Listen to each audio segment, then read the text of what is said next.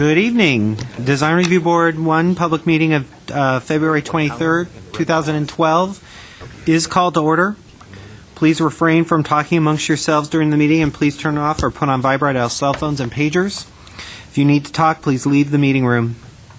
Anyone who wishes to speak, including applicants, is asked to completely fill out one of the speakers cards provided at the table by the front door and submit it to staff. You will be called to present a case or speak on a specific item as desired. Anyone who wishes to be re-noticed about a project must completely fill out one of the postcards provided at the table by the front door and submit it to staff to receive notice of subsequent meetings. Current DRB agendas are available by calling our DRB hotline at 818-548-3171 or by visiting our website at www.ci.glendale.ca.us. A handout describing the procedures of the meeting, possible board decisions, and DRB reconsideration and appeals is available at the table by the front door. Please note that appeals must be filed within 15 calendar days of the DRB decision date. The chairperson may reorder agenda items at his or her discretion. Roll call. Mr. Ellis? Present. Mr. Insua? Here. Ms. Palmer? Here. Mr. Simonian? Not here yet. Okay, good. And Mr. Yu is absent. Report regarding the posting of the agenda. The agenda for this meeting was posted on the bulletin board outside City Hall at or before 5 p.m. on February 16, 2012. Oral communications. Is there anybody in the audience that wishes to speak on an item not a part of the agenda? Nope. Do you have any cards by any chance, Mr.? Not for oral communications. Okay. And Then we are down to our regular calendar. We have no staff announcements at this time. And so we can start with the first case. all right. Please make a note. I'm sorry. Mr. Simonian has arrived. Yes, please. Thank you. All right. Our first case is PDR 2011-056A, 418 East Glen Oaks. It's a sign program. Mr. Collins?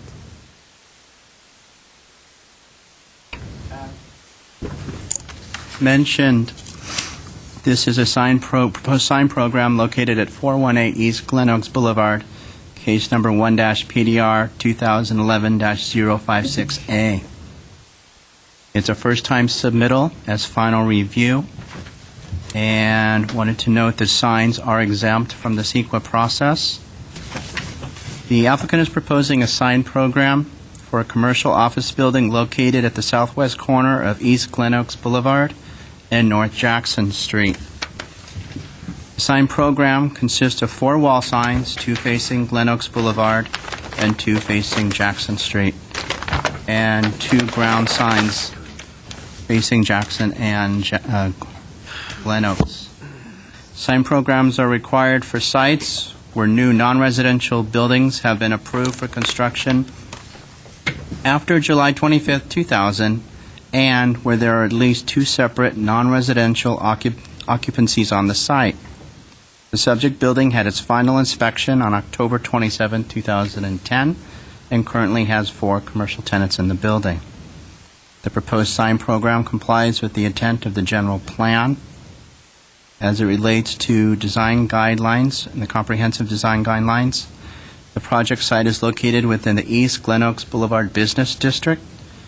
Signs should be fabricated from a variety of materials, but reflective or bright colors should be avoided. Typefaces should be chosen for their simplicity, clarity, and architectural appropriateness. Sign programs should coordinate with the building architecture, including the use of internally consistent materials, colors, and textures while not competing with other signs or creating visual clutter. The subject property is a C1 neighborhood commercial zone and complies with the intent of the zoning code. The proposed sign program appropriately delineates locations of the signs, which will avoid visual clutter and complement the contemporary style of the building. The signs are located well on the building and site walls. Proposed signage is appropriate to the composition and scale of the building.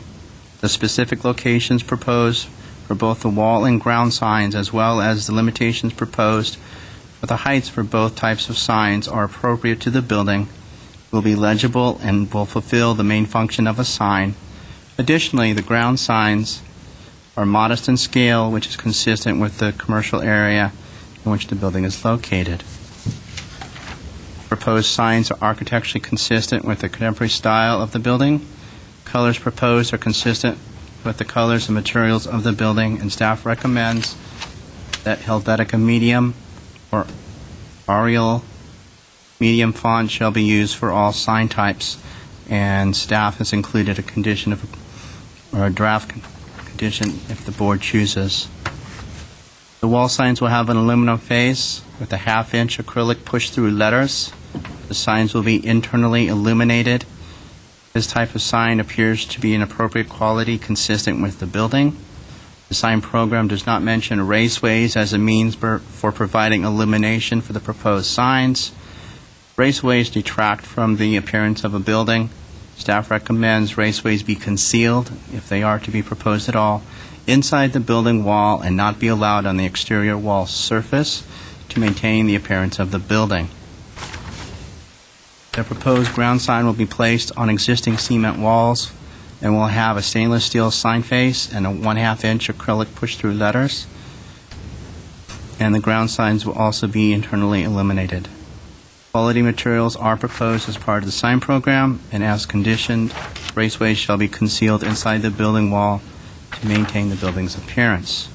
Staff is recommending approval of the project with 2 conditions.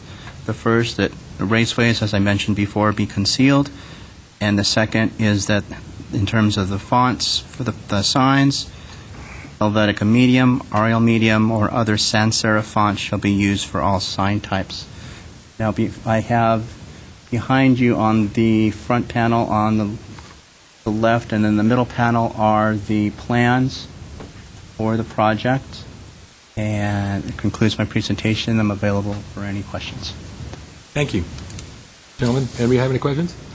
I have a question for you. Under the sign code, can they put signs on all 4 faces of the building, all 4 sides, or is there a limit to whether they... They're limited with their wall signs for those tenant spaces that directly face a street, mall, parking lot, or an alley. In this case, they only have 2 frontages to work with, which would be the elevation facing Jackson or the elevation facing Glen Oaks. Because the reason I asked that, if I was a tenant in the building, I would want to get something on that south face because it's so clear to the traffic going north. And I was wondering were they going to come back later, request that? No, they can't do that. They can't do that because it's not an approved elevation for small signs. Gotcha. Okay. I only have one card from the applicant, Barry Lenneman. Would you like to, anything you want to add? Just to answer questions. Okay. Okay. I guess with that, I'll close the public hearing. Mr. Insua? I think the staff did a very thorough job, and I'm supportive of the project. Okay. I concur. This is one of the best packages we've ever gotten for, I think, signage programs. There's a ton of detail in here, and it gives us a really good idea of the intent, and graphically, the way you've represented the package, I think, is very thorough and very clear, so I commend you on that. I also think everyone has done a great job putting it together. I'm sorry. Can I just interject here for a second? Yes, sir. Ms. Palmer is Good point. recusing herself. That's why she just stepped out. So we wanted to make sure everybody. It wasn't knew that. personal. It was not. No. Okay, thank you. My only one comment was, and I agree with my colleagues on the project. I mean, when I go looking for signs I'm driving down the road looking for an address, I tend to look at doorways for the street addresses. I'm kind of looking at the rest of the people here. If you think when you're driving down, so my only one concern or question was on the sign, the number, the 418 is up in the corner of the building, and there's nothing over the doorway. It is on the ground-facing sign, but I kind of wonder, that seemed like it was a little stuck on the building as opposed to over the doorway. Doesn't bother anybody else. I'm ready to move forward. Yeah. I mean, it just seemed like you're looking for the number, you'd want to look at the doorway. All right. Somebody would like to make a motion? I'd like to make a motion to approve the signage as submitted with the staff comments. I second that. All right. Okay, this will be roll call. Mr. Insua? Yes. Mr. Simonian? Yes. Chairman Ellis? Yes. The approval carries on a 3-0 vote. Thank you very much. All right, thank you. All right. Does, Roger, do you want to take a 2-minute break to let Mr. Malikian a chance to hook his computer up, or is he? Is that? You want to, then, if you're okay with that, I would say let's move forward. Okay. As long as Mr. Dong doesn't have to do double jobs.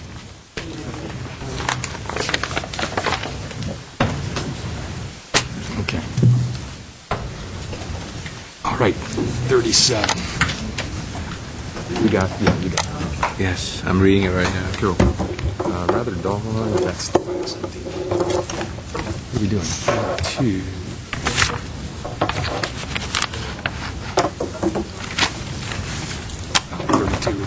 Okay. Here. Oh, let me stop. Yeah, I've had this guy.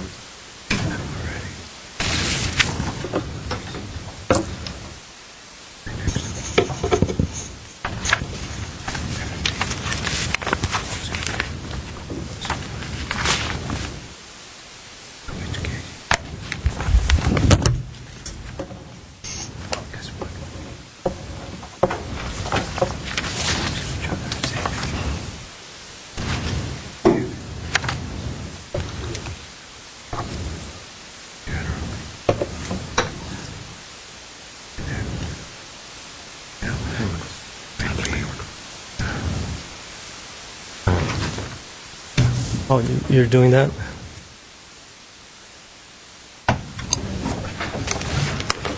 Because they're two different inputs.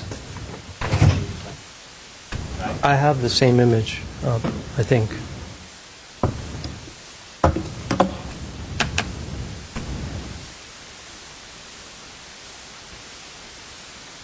Okay.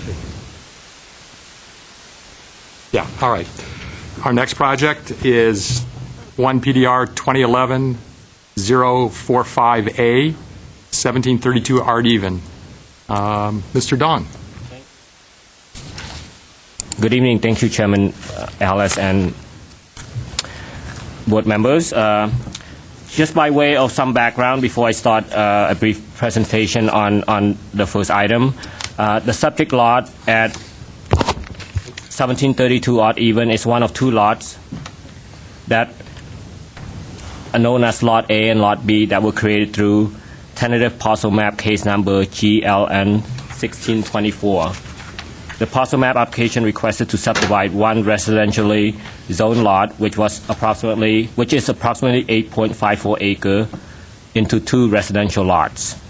Lot A is 171,935 square feet, and Lot B is 190,639 square feet. The parcel map was approved with condition by the Planning Commission on June 16, 2010. Both lots are located within the ROS, which is Residential Open Space Zone, Floor Area Ratio District 3. The approved tentative parcel map requires recordation of the final map with the County of Los Angeles by the applicant of the subdivision. The rough grading of the building paths and driveways on both lots are also required by the subdivision ordinance. These actions are still pending. And as part of this parcel map application and environmental review, case number PEIF 2007-016 was prepared and was adopted by the Planning Commission also on June 16, 2010. Odd Even Avenue terminates before reaching the subject property. As you can see on the aerial photograph, its closest cross street is Mountain Street. The parcel map application through the subdivision ordinance requires that the street continues and a cul-de-sac be created, which would become a public street. The purpose of the cul-de-sac is to provide the required minimum street frontages for the new lots. and also to provide the required turnaround for fire trucks, street parking, and to meet the design guidelines for a new subdivision. For this reason, the cul-de-sac is the option that was approved.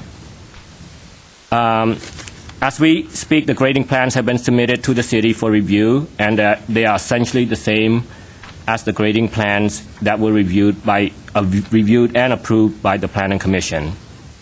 So on to the project at hand, which is located at 1732 Odd Even Avenue. This is Lot B, case number PDR 2011-045-A.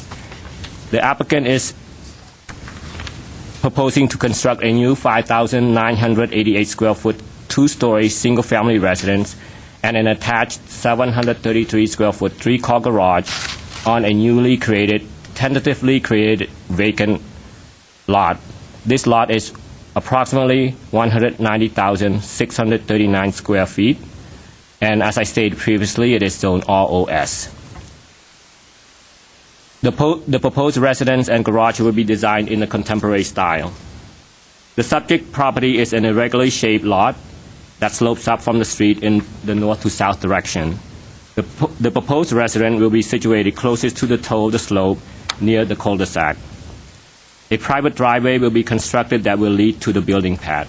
A bridge is also proposed, which would traverse over the natural drainage channel. Beyond the house, the topography continues to slope up in the north and northwest direction. So essentially, given the large lot size, the proposed residence would only affect a small portion of the lot area, and the majority of the lot will remain natural and undisturbed. The new residence, based on its siting, will be closest to homes fronting Vernon Avenue, which is on the back of the subject lot, located northwest of the subject property. Due to the upslope topography, the rear of the proposed house will back into the hillside and will not be visible to the homes on Vernon Road.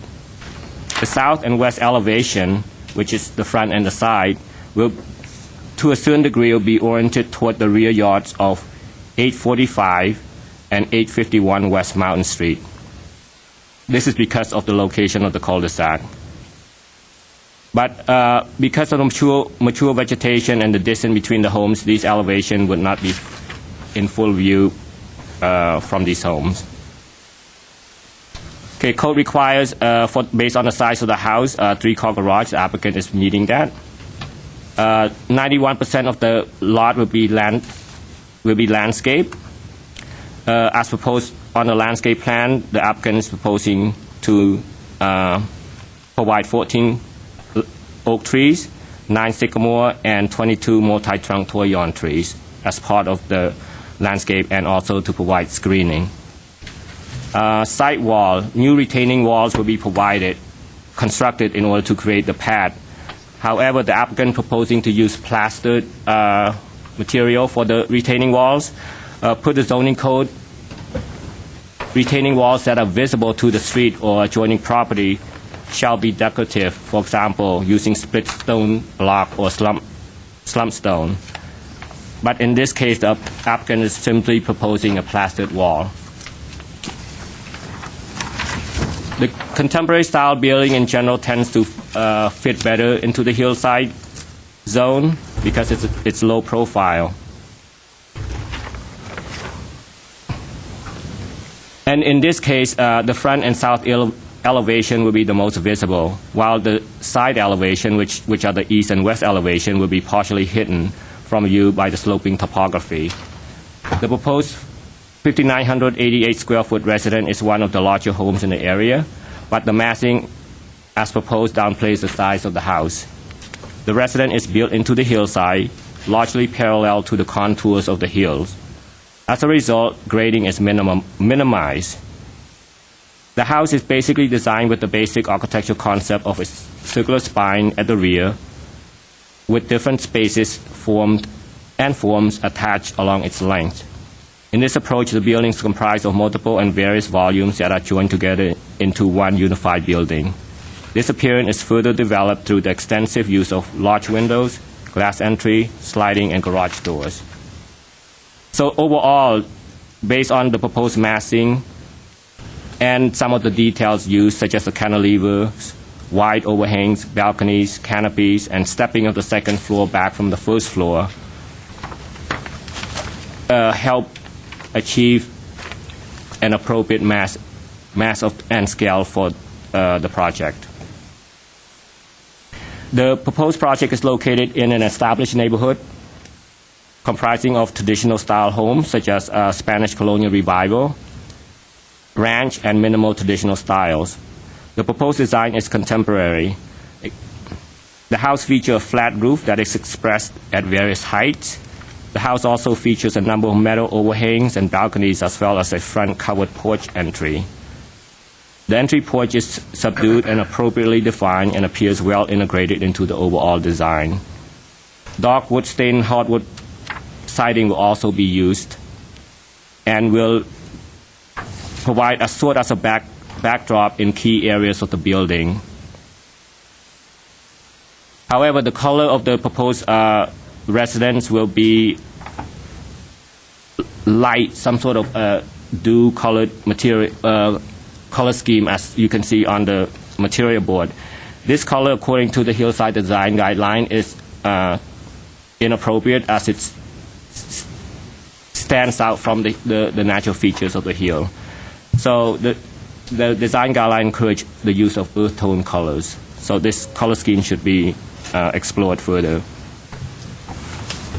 So overall, the design and detailing the proposed project is appropriate. And aside from the color and the finishing for the retaining wall, staff recommends approval of this project with some conditions.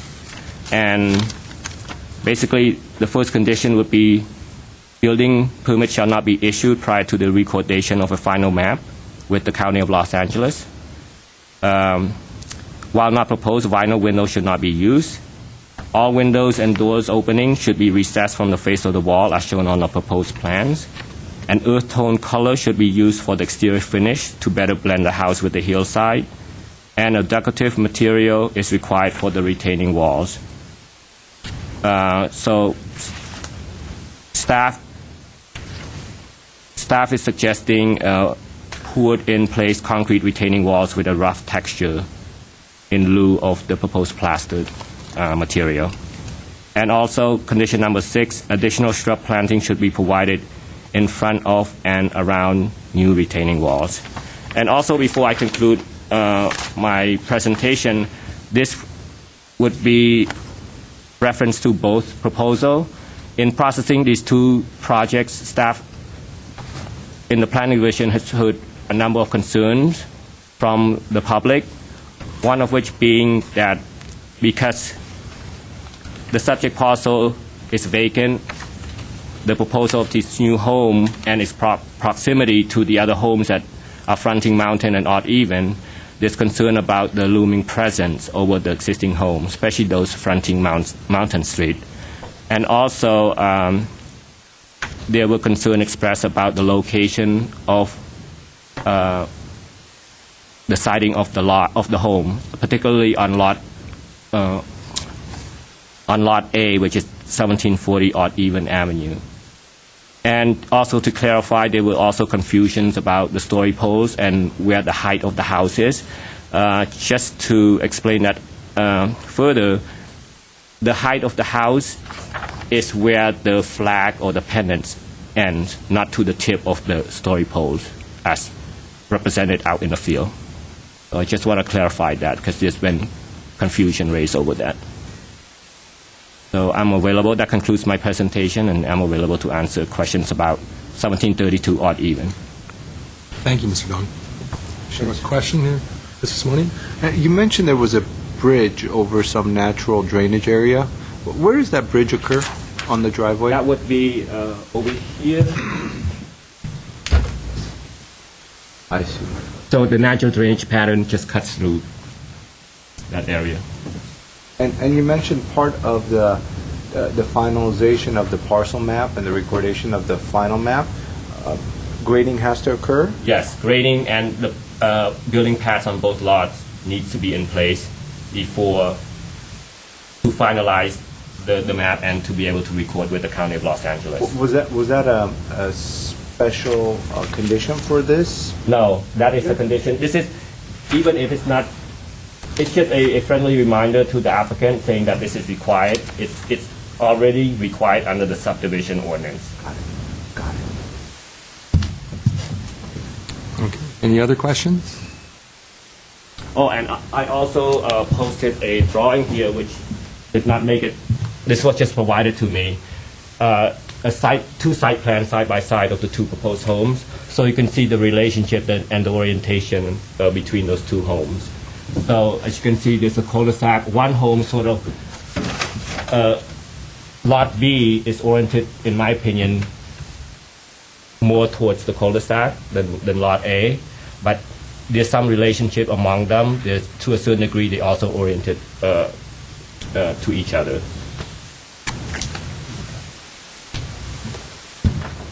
Thank you, Mr. Dong. We have a number of requests to speak. There are two projects here. We're going to take them separately. However, if I would suggest if a member of the public has a general comment on both projects, rather than say it twice, we'd be happy to hear it once. If you have specific questions regarding a specific project, please hold that question or comments until we get to that project. Okay? First up, Mr. Malikian, the designer. Please state your name and the address for the record. My name is Alan Malikian. My address is 2255 Honolulu Avenue, Montrose 91020. I'm the designer of the project, or projects. I guess we can go ahead and start on the Lot B. I was thinking that maybe we can talk about both lots, but we'll just go ahead and get started with the Lot B. It's a what you're seeing here. It's been in works for over 6 years. Through going through the lot divisions and other gymnastics that we had to do to create these two lots, a lot of thought went into the site orientation and placement of the two buildings, particularly the one that we're talking about right now. If you can pay attention to the contour of the hill, you can visualize and kind of understand why the formation of the building and also the orientation, which basically placing it at as high as possible on the Lot B, but following the contour, being parallel with the contour instead of perpendicular. By doing so, we've minimized the amount of grading, but we did end up having retaining walls. One of the larger retaining walls that was generated to create the pad, I've kind of incorporated into the building, so you don't see that. The two other retaining walls, I've brought in some other extra images down at the below that I don't think the public can see. It introduces some of the landscaping that was proposed and kind of hiding the exposed retaining walls that are there. The renderings do not show the existing vegetation that it's there right now. So it's going to be a combination of the proposed vegetation plus the existing that takes over approximately a little less than 4.5 acres of lot.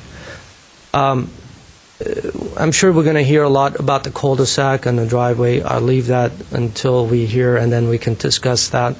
We have the civil engineer here that he can address any questions you may have in regards to the driveway. And so what I'm going to do is I'm going to concentrate on the design of the building. What I've done is I've created a computer model. Kind of it's somewhat difficult to kind of visualize how these two projects come together and the massing that you may be. I don't know if everybody can see it. Maybe we can turn off the lights. Is it possible? What I've done is, with this model, we've created some massing, and particularly some of the more affected properties that are very close to the cul-de-sac. This particular is a historic building, and this particular house, we've tried to address some of the concerns for the property owner. I'm sure she's here, and we'll hear from her. I've created some sections to kind of make this more understandable as far as what the heights and restrictions are. As you can see, the cul-de-sac, as you come up, you would come around the corner, and it's basically nestled into the hill. The hill is carved out and then just basically placed in. And then basically this is the actual natural drainage that you have, and the bridge that you'll see right around here. And as you come around, it's placed basically over, and these are the homes, the garage, and Ms. McKellar's home. So it kind of gives you a better understanding of where this cul-de-sac is going, what are the retaining wall heights, and some of the retaining walls that we need to create this building. It will be a green building. When we started, the Cal Green was not in place, but as the time went by, we managed to modify and change and make appropriate changes to the design. Obviously, it has evolved since we started. A lot of thought has gone into the overhangs, the lighting, and the glass and other stuff that we're going to be using to create I wouldn't call it a LEED certified building, but sustainable building as much as possible. As far as the retaining walls, the pour in place is a great idea. I love that idea, but I don't think it's possible because then we need to excavate additional grading. If I can have a couple more minutes. I just want to address the pour in place. Okay. The pour in place concrete, in order for it to work, you need to form on both sides. You need to excavate additionally to be able to create a pour in place concrete look. I love the work. I love the concrete look. What I'm thinking of doing is, I brought the soils report as well. We have a very shallow bedrock placement. So by the time we start grading, we're going to hit bedrock. So we're going to have a natural retainage condition. So with that, we're going to be trying to do a shotcrete system with some sort of a texture or something that will give us the look of the pour in place, the joints and everything. So we will have a concrete wall, but the idea it wasn't the plaster. The plaster was to cover that to look like a concrete. It wasn't. The whole intention is to create a concrete look that blends into the earth rather than stand out as the model is showing. So other than that, I think that covers the building design, and I'm not going to get into a lot of the public issues right now until I hear and will comment accordingly. Thank you. Any questions? I have a question regarding all the voids and spaces you've created with the building. Was there any thought to those retaining walls behind the building having a similar look, whether staggered or something? Because at this point, you've got the house and then two rectangles up the back of the hill with the retaining walls. You mean these retaining? Well, the retaining walls, again, they're essentially following the contour of the hill itself. The bend that you see, it's actually the actual contour of the hill that it's forming. So that entire form is generated purely because of the contour of the hill. So if I start breaking this in and out and doing other stuff to it, one thing we're going to do is we're going to create taller retaining walls. The other is that we may end up taking more dirt that we don't really need. At one of the generations that we had done a couple of years ago, we actually had the retaining walls. We had created a niche, so that part of the retaining wall would become a fountain and it will just fall, and then you would have a double-sided glass opening, so you would sit in the living room rather than having your back against the retaining wall. You would have a garden of outdoor natural place, so you would have a big breeze through from there. But unfortunately, because of the height restrictions that came into play with the zoning code in the past 6 years and other retaining and code issues, we ended up eliminating that and basically creating a backdrop as far as the hill is I concerned. think where I was coming from was the vertical portions of that. I So understand where it's going, You mean like basically lowering and hiring the retaining walls? Is that what? possibly, but I'm talking about the side perimeters. You've got, I understand going along with the contours, but then you have Oh, these? This- These? in the back of the house, The wings to the wings that hold the, Oh, these? show the, see the ones on the side? Right here? Yes, going from the top down to the So house. let me show you. This has been generated pretty much very accurately, and this is the freeboard that we were required to have. If I start lowering that, then I have Go to. from there down to the house. The walls that are perpendicular to the house, Okay, to the grades.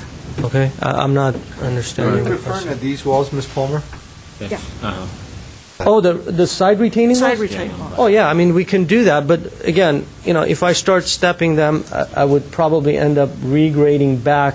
I don't have the solution, I'm just saying it appears to be... We've actually looked at that, so it's essentially, based on, if I start stepping, then I have to grade further, but it is possible. I mean, it is possible, but I additional just grading wondered is if you had stepping. considered it.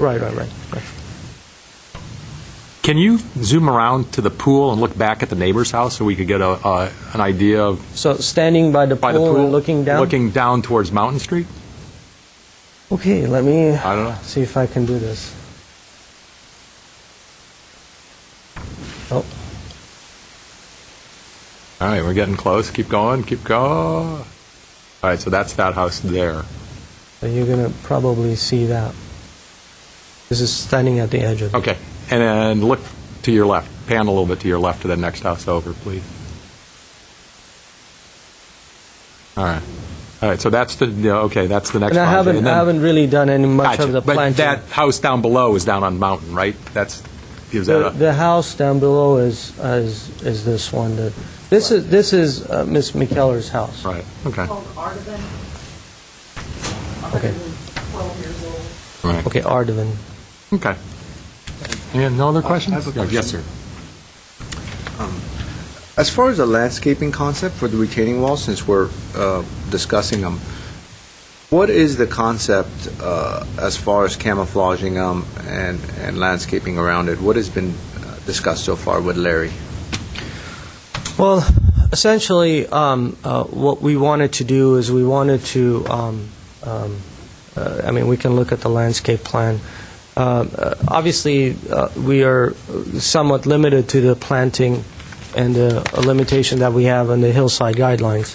So based on that, what we're trying to do is we're trying to mitigate as much as we can as far as the exposed retaining walls and be able to create some planting down below the deck area to essentially hide the deck as much as possible, but not really grow tall to be able to obstruct the view itself. And that was the thought. And I was. That's the instruction that I gave to Mr. Tide. So there's this portion, which is about Right. 5 feet, Right. which shrubs could handle. Right. And then there's these Right. as well. For these walls, is it simply just providing some landscaping in this area, or do we have something drooping down? I would hope so. I'm not a Landscape architect. landscape architect. Maybe to know Ms. exactly. Palmer could Yeah, Mr. Tyson's work and tell us what he's designing. Just at one point, we had some discussion, and it's still open to discussion. It's my responsibility to convince the owner to see if we can actually do a green roof. We talked during the past 6 years, and some discussion was done in regards to that. I still have to prove about the waterproofing and some other amenities that needs to come into play, the concept would allow us to do that. The roofing and the height and the retaining walls and everything would allow us to do that. But I still need to convince the owners. Okay. And what is the existing roofing material? Right now, it's going to be single-ply material. So at this moment, it's going to be single-ply, as high efficiency as possible. Basically, it's going to be like a shrink wrap on top of that. And colors and other, like we talked, and that would be looked at and try to see if we can, as light as possible in order to save energy. Energy, yeah. Right. And the flat roof concept, obviously was a result of the design. Were there sloped roofs envisioned at any point in time? The slope roof would be essentially we will have a continuous gutter along the fascia, and then the slope roof will come into the gutter, so you won't really see gutters. It would be all hidden behind the parapets and the fascias. So we will have a slope roof. Going with the single ply, it will minimize the slope requirements as a normal, but we still are required to have certain percentage based on the manufacturer recommendation. And then so far as, really having a slope, like a 3 to 12 or 2 to 12, was that ever part of the design concept? Or it was not really? never part of it Not at any considered. point, yeah. Okay.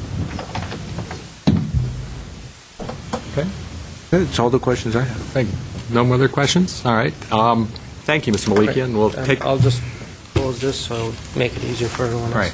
And I'm going to start with only the people who noted 1732 on their cards. If there anybody who hasn't turned in a slip, please do so.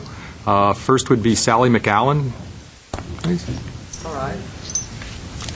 Right. My name is Sally McAller. I own a house that's on the National Register for Historic Houses, which will be directly in front of Michael's house. And the land was previously the last ranch in Glendale, and the acreage was sold off, and I was very nasty about who I would approve, but I was one of 6. Anyway, I approved because I really liked the idea that they were going to build beautiful contemporary houses that would blend into the hillside and try to maintain as much of the natural environment as they could. And I think they've done a really good job. I want to say that. The only thing I object to, which bears a lot on my historic property, the trees on my historic property, and the entrance to it is the cul-de-sac. And that, I think, we'll take care of, hopefully, at another time once they get the houses approved. But I really object to that because it just destroys my property. The whole entrance to it. No, I was going to ask her what the. So that I understand. Thank you. You're in support of the architectural aspects of the structure. Yes. You're in support of the location of the structures, how they situate. Well, I'd like it all to be set back further, but I think that because of the hillside ordinances and all the struggles they've gone through, had to go through, that's the only places they can go. Okay, so you're neutral. So with I'm that. okay with that. Okay. And I'm okay with the size. I think they should have large houses since they bought 8 acres of property. But you're a little not supportive of the cul-de-sac. Cul-de-sac will destroy the whole ambience Okay, the of reason the I mentioned- entrance to my house. Okay. The reason I And the mentioned- trees. Okay, the reason I mention it is because architecture lives in concert to how to get to it. So the access to the property and the runabout, the cul-de-sac, where it's situated is going to impact, if you don't want it there, you're not comfortable with it, or not supportive of location, it's going to change access routes, and that ultimately may change the architecture. So I think that the fire department was not unhappy with the idea of doing like a switchback so that the road goes around the side of the hill, more or less the way it does, but without that big cul-de-sac, which, by the way, since I have been living, so I've been living in the house for the last 12 years, but I certainly lived in it in my childhood. It's a family home. And the waterway That thing sticks way out into the middle of the waterway. It's going to completely ruin the whole drainage system that the canyon, the natural drainage system the canyon has. But anyway, no, I do object to it because it means that my 100-and-something-year-old trees will have to be taken down.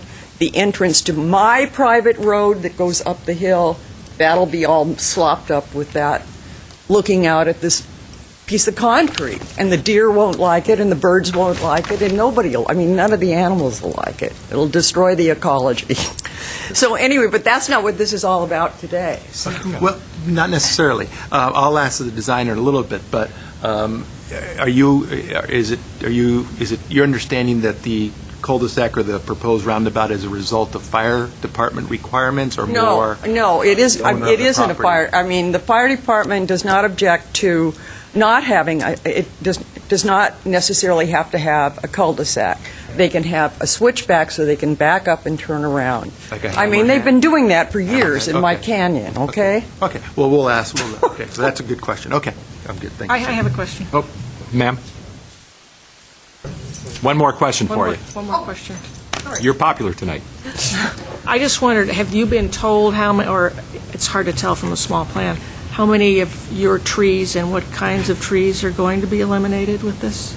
I'm not sure, but I can see where the cul-de-sac is, that they'd have to take out all the old pepper trees, some of the pittosporum, this other strange tree that's been there that's this big around, and all of that. You need to come to my house and look I've at been it. there. Yeah, we've been there. And see what the entrance. No, I've been there. Okay. Okay. One more question for clarity, Chair. Yes, sir. But it appears that the trees in question that are currently there are on the applicant's property and not yours. So it's not as if they would be removing your trees. Partly on mine. Okay, The another big question. I'll ask trees that. are, Okay. yes. All right. Thank you, sir. Thank you. But I still don't think you need to destroy the ambiance of one of the oldest houses and most historical houses in Glendale, okay? Thank you. George Bogosian. Please state your name and your address for the record.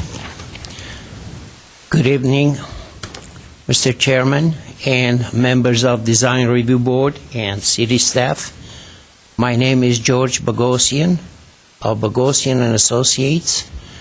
I'm the civil engineer of this project. Excuse me. And I'm here for any questions that you have regarding civil engineering, which is grading the roads, cul-de-sac, why we came up to design a cul-de-sac in lieu of just a hammerhead, and the natural drainage system. Any questions that you have of why the walls in the rear of the building, I will be very happy to answer those questions. All righty. Ms. Palmer? What is your reason for doing the cul-de-sac?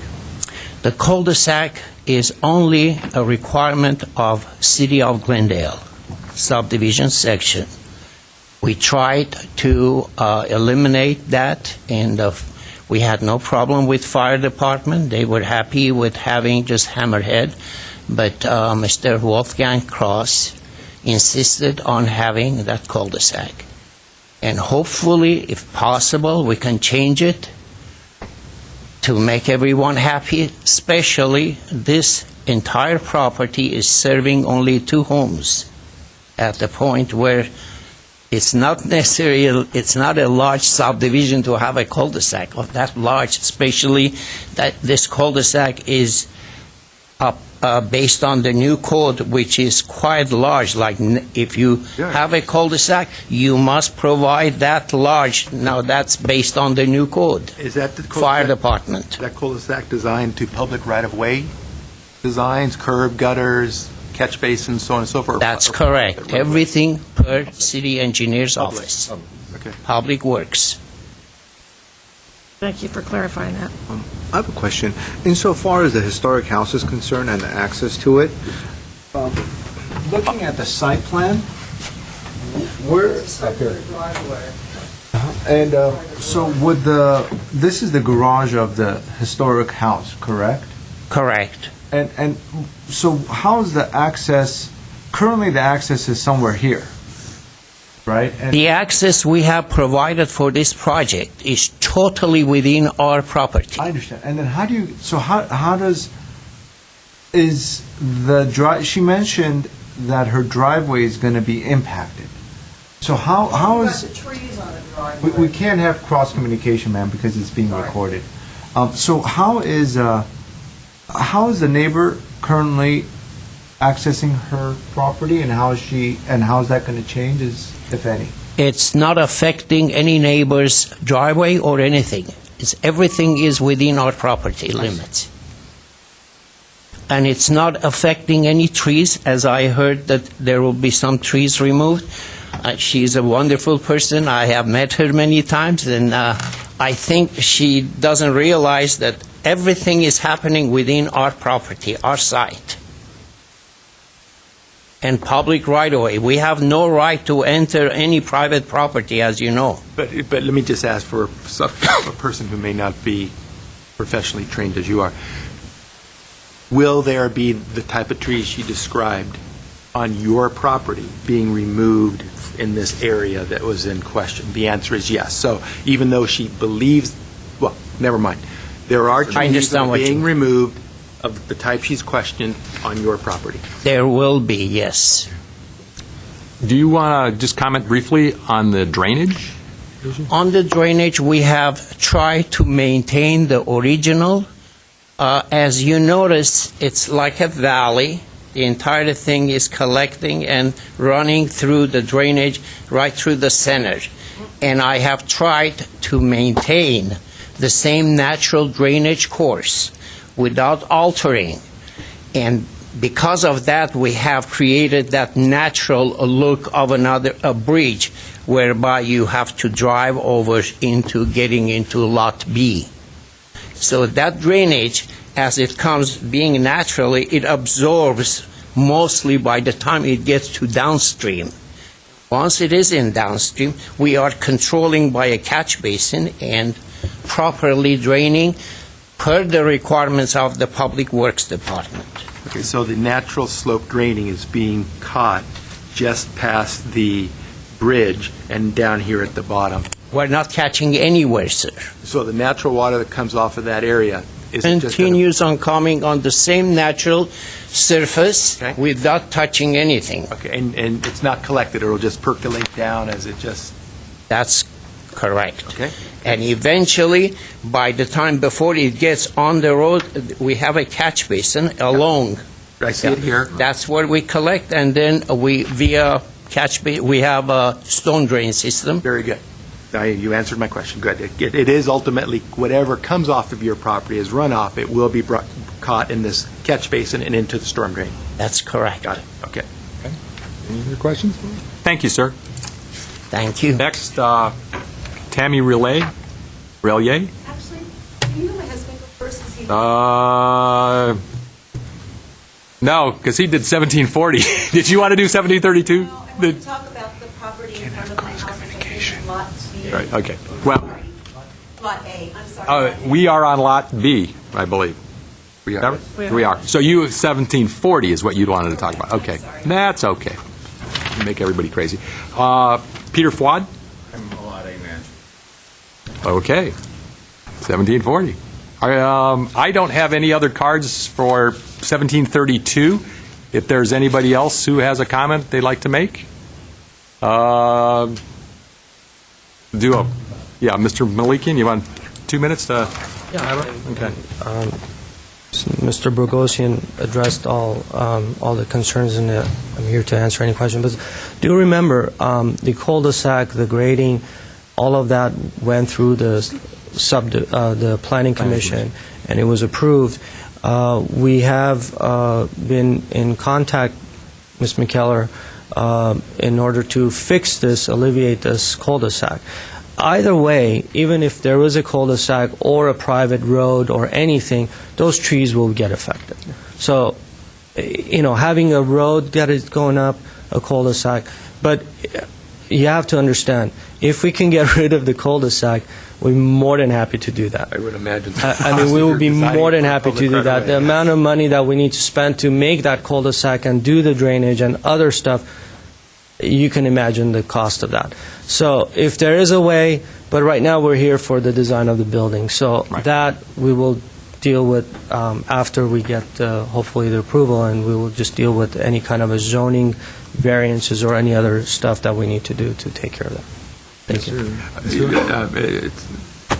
My quick measurement, it's about 100-foot diameter turnaround. That's what the city wants, 100-foot diameter. And I was just flabbergasted. I myself was flabbergasted when I saw that. It was just an amazing size of. I mean, we don't even have that kind of a cul-de-sac going into a normal street. This is like essentially 2 homes are going to be accessed there. And all we're doing is we're creating more of a space there to, but again, To affect the it's natural- something that it's been approved, and it's something that, we have no control at this moment until we have to go through different channels of variances, other stuff that we need to get that adjusted. So, but that's what the city approved. All right, thank you. Chairman Don? Ellis, I was hoping to make this comment later, but in case, because we're talking about the cul-de-sac at length now, I would like to make some clarifications. Okay. The cul-de-sac is a required design for the subdivision. A hammerhead, initially, when the parcel map went through the city for review, was proposed and considered, but it may meet fire department's requirement for turnaround, but it would not meet the requirement of the subdivision ordinance for the city. For the reasons I stated in my report about the lot width, the required turnaround for the fire trucks, the required street parking, all of that is part of the subdivision ordinance. And if the applicant is willing to go back and entertain the idea of proposing a hammerhead as opposed to the approved cul-de-sac, that would entail a new parcel map application and would have to go through the process again before the planning commission. And even if that is proposed, a hammerhead that would be an exception beyond a parcel map. The applicant would need to ask for an exception to the subdivision ordinance to provide a hammerhead. So it's up to the planning commission at that point to either approve or deny the hammerhead request. But it will be entirely a brand new application. Right. This pretty much what's before you, the cul-de-sac as proposed, is pretty much a done deal. And our assistant director is also rereading that section of the code, so if you do have questions later on, we could answer why the code is that way. Okay, all right. Any other, you know what, let me see if I can close this. Do you get no more questions? Okay. Once again, there are no more public comments. I'm going to close the public session. Let's see, who started last time? You did. So, Mr. Simone, do you want to jump in? Sure, I'll take the lead on this one. All right. Well, we have a scenario here where we have a very large parcel, 8.5 acres, which is being proposed to be developed with 2 homes, which is very low density to begin with. And so this has gone through, obviously, other channels with the Planning Commission and so forth to get the approvals. So we're here really to deal with the design aspects of it. We can't really opine on the cul-de-sac, and we can't really dive into many of the details associated with the subdivision hearing, because in itself that's a completely separate hearing. But our focus is the design of the home and to really judge it against the city's design guidelines.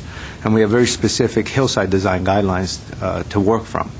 And so my comments are going to be more specific to those items as opposed to some of the items that were discussed, which is the turnaround and so forth. And we'll, of course, wait for Mr. Foy to come back, and if there's some additional information to discuss on that, I'm sure we'll bring it up. And so in really taking the lead on our discussion here, being the first one, there are several items that come up when we are look to assess the design of a house in a hillside area. And the most important thing is really working with the contours of the site and conforming to the hillside, nestling into the hillside, creating retaining walls that are part of the building and so hidden from the view of the street. The idea is to anchor a building and to terrace it as you go up the hill. And that is the intent. And what that does is, if you would imagine, looking at the section, if what the designer has done is taken the existing slope of the site, which is the dash portion, and created these terraces that step back into the hillside, which is the right concept. That's what we want when we are looking at at a hillside design. And so the wrong approach is to have a square building like so, that you would in a suburban area, because then it would really stick up, because you're always looking up into these homes, and if you have this large, bulky item that doesn't terrace and doesn't break up the massing of the building, you end up with just a very massive McMansion, as you might say. And so the location of the house, where it conforms to the natural contours of the house, where it's located up here and it actually works with the contours, the way it steps back are all correct, or I should say, in line with the city's hillside design guidelines. And there are some items that certainly come up, which the designer had to struggle with and had to work in, which are the upper retaining walls. In order to create the required setbacks from the toe to slope, such retaining walls are required. And so the design of those retaining walls, the way those retaining walls are textured, become very important in this matter. I'll let Ms. Palmer talk about the landscaping and how to camouflage them, but what I do suggest that we end up with is a scenario where we have landscaping drooping down over the retaining walls, and then also vine-like material that grow up the retaining walls. And that's a concept that I think works really well in these kind of scenarios, where you have something draping over the wall, you would imagine draping over the wall, and then something clinging on the wall, growing on it. And if you go with a natural concrete look and you do that, over time, 3-4 years, you'll end up covering them quite a bit. But that's something that I think absolutely needs to occur, because these walls add a tremendous amount of bulk to the house, whereas in the house it's just really nestled into the hillside. So I think that's a way to alleviate some of those matters. Insofar as the design of the house is concerned, the overall modern design is well done. I mean, it's thought out. It does a great job breaking up the building both horizontally and in some areas vertically, but basically it is a horizontal design, which is what you want. You don't want a vertical design in a hillside area. The size of the house, it is large. It is a large home. However, the designer's done a great job breaking up the massing of the house by really stepping back and so forth. And it's a very thought-out design. You could tell it's thought out. He's using high-end materials. Fleetwood windows are just really expensive and nice, and some of the other materials that he's proposing are high-end. The color, I would also, I think, draw some attention to. I would work on that. I would think about that. The idea is to use the natural hues of the hillsides, and in the springtime and the summer you get a lot of yellows and golds, the oat colors, obviously. And in the winter, where things are lush, in spring, you end up with a lot of greens. And so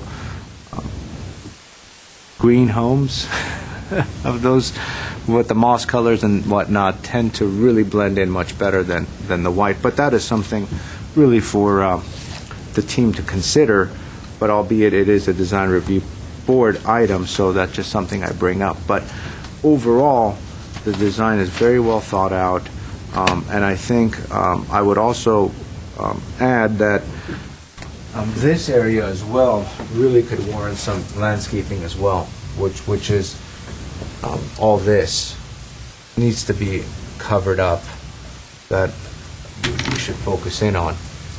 And if we cover these and if we cover this, then we're stuck with just working on this portion, which is an appealing house. It really has some positive attributes to it, and it's not as visible from the streets as the other property.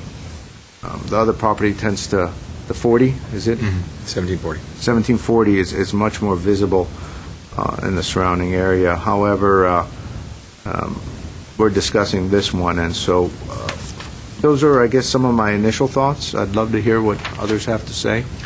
Thank you. Mr. Insua? Okay, Duke. We've been seeing Mr. Malekian's work for a long, long time, and I can't remember one project, whether it was commercial or residential, that was not done well. It was good work, really good work. So then we have this project.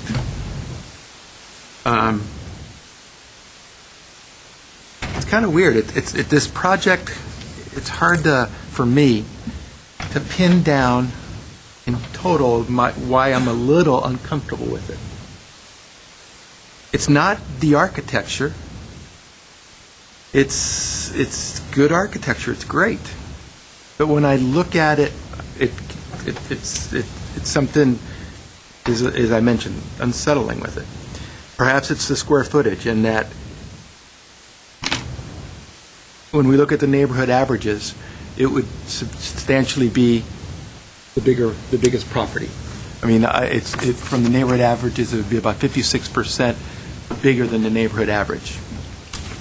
That's not necessarily bad. That's not necessarily good. And especially when you have a house that's by itself, in the hills and all that, it can read differently. So if we put this home in a more developed neighborhood, then maybe that would be an issue. Not necessarily here.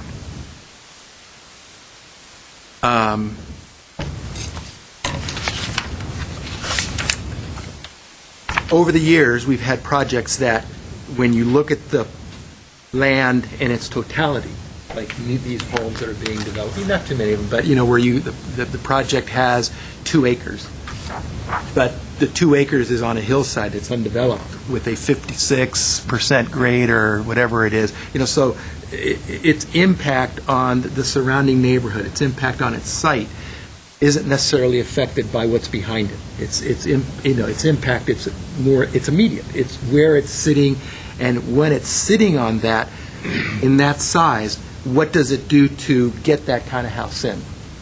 Maybe one of the unsettling things is what Ms. Palmer is looking at, landscape architect, those rear retaining walls to stretch that house out, which is done well. No argument, no quarrel there. You have to do something behind it so that your hillside design guidelines requirements are met. That's maybe a little bit of that unsettling feeling that I'm sensing, that you can't argue with the design of how it's nestled in. If you look on the side section, you can see the dashed line is the existing contour right now. So when you see in those sections, the dashed line is what's out there now. And you can clearly see that this project is significantly nestled into that hillside. That's terrific. That's what we all want in those hillside properties. But because it is very wide, square footage now wide, you have to do some things on the site to get that kind of wide property, even though when you look at the rear wall here, it's retaining wall. Half of the property is shoved in, and that's retaining wall, but you got to do something behind it to achieve that residence structured retaining wall. So if the square footage was less, especially if it's stretched out, you can see that by making it smaller and following the contour as he does, you have less impact on the natural surroundings behind it. Maybe that's what I'm feeling a little bit unsettled. So maybe for me, the square footage is a bit large. I see that the square footage is a bit large, too, in which the surrounding the surrounding developed land, there is not that much there. It's primarily resigned to its structure with a relatively small deck and the pool, although I think it's done well. So maybe less structure and more land to make it feel like it can breathe a little bit. And then my last question, and I want to say I hold this designer and this firm with high regard. They do great work. And I always want to be true and honest. Not perfect, but true and honest, and I make a ton of mistakes sitting up here. But the project is in the Ard Even Highlands Historic District, where the bulk of the homes have a historic nature to them. They've been there a long time. Even the property that sits immediately in front of it is a historic home. And I love contemporary architecture. I think a hill that does excellent contemporary architecture, although I haven't seen anything developed there in a long while now, was the hill that as you're on, coming from Pasadena, you get on the number 2 freeway and you're going towards Glendale College, there's a hill over there that they got some really great examples of, not necessarily nestling homes into the hillside, but contemporary architecture that is juxtaposed to the hillside. And they got some nice vertical planes with different materials. I think that's a good product that was done during the late 70s, 80s, and 90s. But I look at this project in the Ard Even, I'm mispronouncing it, I'm not here to correct my pronunciation. She would. She would. Ard Even? Ardawan. And I know this neighborhood well because I'm barely outside the 500-foot radius. Maybe my unsettled nature, from what I previously discussed, is that this project is contemporary, and I'm a proponent of contemporary. But context, for me, has to be thought about. Does two contemporary structures so close and within the Ard Even Historic Highlands District, with these other homes below it, appropriate here? There are other homes that have been built in the last 5 years in the hill, I think it's off Virginia, just north of Cumberland. On the right-hand side, there's been 2 homes that were built. And those hillside homes are up there. Those are older design homes built a long time ago, but some of them are relatively new, and they followed more of the existing architectural fabric. And they were built maybe 10, 12, 8 years ago. And now they're maturing, and the trees are maturing. The trees aren't hiding them, which I heard discussed today. We shouldn't have trees hiding architecture. We should have trees working in concert with the architecture. And I think, closing, that although I am in support of the project, although there's some thinking that I'm still not completely satisfied myself with, the square footage, what it does to the site because of the way it's designed, and the nature of the architecture still gives me that, again, unsettled feeling of the Ard Even Highlands Historic District design for this project. Thank you. Ms. Palmer? I think the architecture is very nicely done, as usual, by this designer. I think part of where you may be coming from is it looks large. You've got a large deck and pool area, which expands that look. Even though it doesn't vertically, it expands it so that you have this long horizontal, and then there's a slope right below the pool area right down to the cul-de-sac. So even though these areas are going to be landscaped, I think it makes it look a lot longer. You might just look at the pool location. Maybe it goes in another location. I've looked at the landscaping that's proposed, and a lot of native plant material, which is required for the hillside ordinance. There are going to be a lot of oak trees. It's really going to hide this project.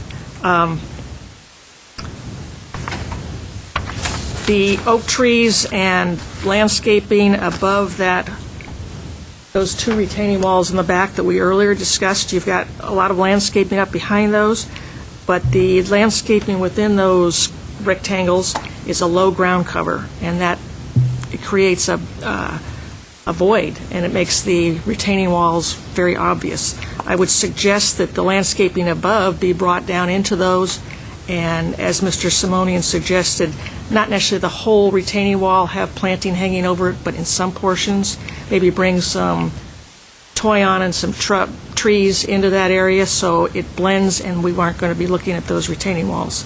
The only other comment I have regarding the landscaping is this entire site is native landscaping, and the oak trees and the sycamores are the predominant trees. Everything is on a impact head irrigation, which is not acceptable. All those should be on bubblers, and there's ground cover around all the trees. That should be, we should have some void areas, trees grow separately, and that should be revised. But I am in support of the project. And I also agree that the color palette could be toned down to a more natural look. My comments. Great, thank you. Interesting little spread here. I do agree with my colleagues that Mr. Malikian's projects we've seen have all been very wonderful. The issue that Mr. Insua brought up about the project being contemporary in the R-even district, I thought about when I drove around and looked at it. I live substantially down. I'm a little more than 500 feet south of it. But it seemed to me that it was not part of the project, not part of the art-even area, even though it's in there, but it's really up the hill. And now we're moving into those houses that you start seeing up on the hill, the larger ones that we probably may or may not want to see again built in Glendale. I think that's why there's a design review board now. But to me, it separates it from that district. Could a architecturally similar home be designed in this? I'm sure. We've seen some other ones where they've tried to push a Spanish-style house into a hillside home where we all felt, or at least it seemed like we felt, that a more contemporary design would work better with it. From an architectural standpoint, I thought they did a very nice job. I'm going to, looking at Mr. Fouad out there, I'm going to pick on the downspouts. The permeable driveway, which is something that staff usually mentions, it was not mentioned here at all, but it seemed that this would be an obvious one for the permeable driveway. Having a house with a closet with no light in it, I noticed along that back row, the whole back side of the house, there's a number of rooms that don't have any natural light in it, and I would encourage them to consider either skylights or some sonotube, something to bring natural light back into that back of the house. I know you'll like it better once you've done it. And then, other than that, I could support the project. With that,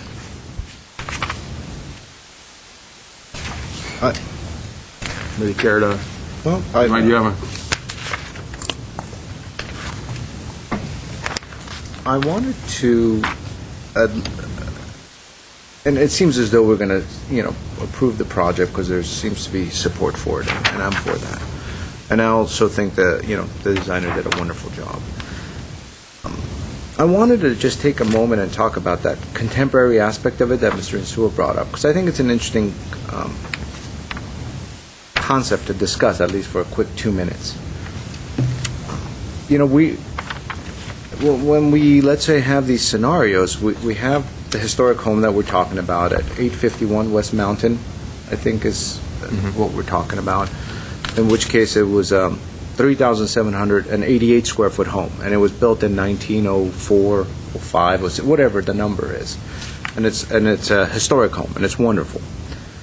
Now, if we could go back to 1904, where a 3,788 square foot home was being built, and most people lived in shacks at that point, could you imagine the scale and the magnitude of that home when there were ranches all around? So there were these 5-acre ranches, right? 10-acre, 15-acre, and then all of a sudden started getting subdivided, and these homes started coming up. And we love this neighborhood. It's the best neighborhood to walk through, I think, in Glendale. I sometimes drive there just to walk through this area. And you could imagine the tension that one would have felt back then, where these ranches were turning into neighborhoods. But it's modernity, it's change, and it occurs over time. And so now here we are 100 years later. And I think the architecture that is being proposed, not just in this specific site, let's just look at it holistically, should be reminiscent or should concur with the timing, which is the 21st century. So I'm okay with contemporary buildings in historic areas because it should remind us of the difference between the centuries. And so I wouldn't go so far as saying, well, do it all contemporary. No, because that neighborhood is wonderful and it's going to stay wonderful, and there's strict guidelines that protect it, and it should stay that way. But when we have the opportunity to build a new home, we should, I think, go towards the 21st century and modernity. And again, that the concept of a scale of a 3,788 square foot home in 1902 or 04, could you imagine? I mean, it's just, these are big homes for wealthy individuals, and they always have been, and that area is that. Now, this is a well-designed home. It is a well-designed home, and I just wanted to weigh in on that analogy. Well, if I may, I hear you.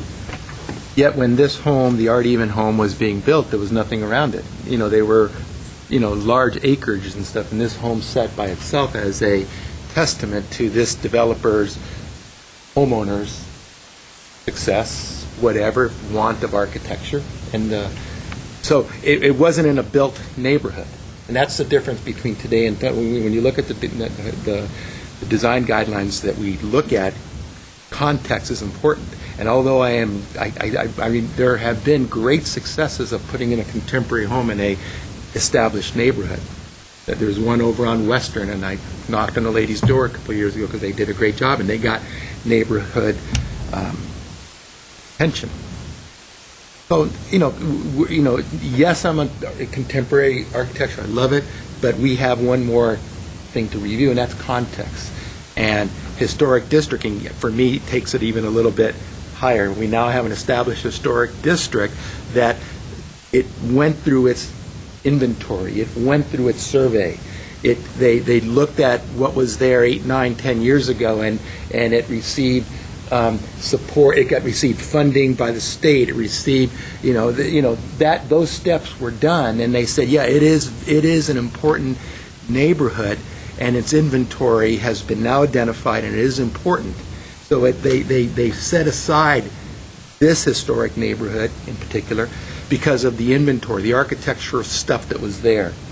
I think we need to be extremely cautious and careful when we introduce something new to that, especially historic districting. I'm all for successfully putting in a contemporary home, but not necessarily saying, well, see, I'm in the 2012, I can now put a contemporary home in these kind of neighborhoods. It's my feeling. And I think he did a great job. I don't want to get long-winded, but I have such respect for Mr. Malekian that I hope he likes that I'm challenging it, because someone in his past challenged what he was doing, and he successfully does good work. I think it's a good project, but I want to challenge it and say, is this the best location? That's all I'm saying. And I'm going to support it because it deserves to be supported. But it's a historic districting that deserves a little bit more dialogue, because homeowners are here and may be thinking the same thing. We now have explained ourselves. And that was the whole point of me bringing it up, was to have this dialogue in a public forum.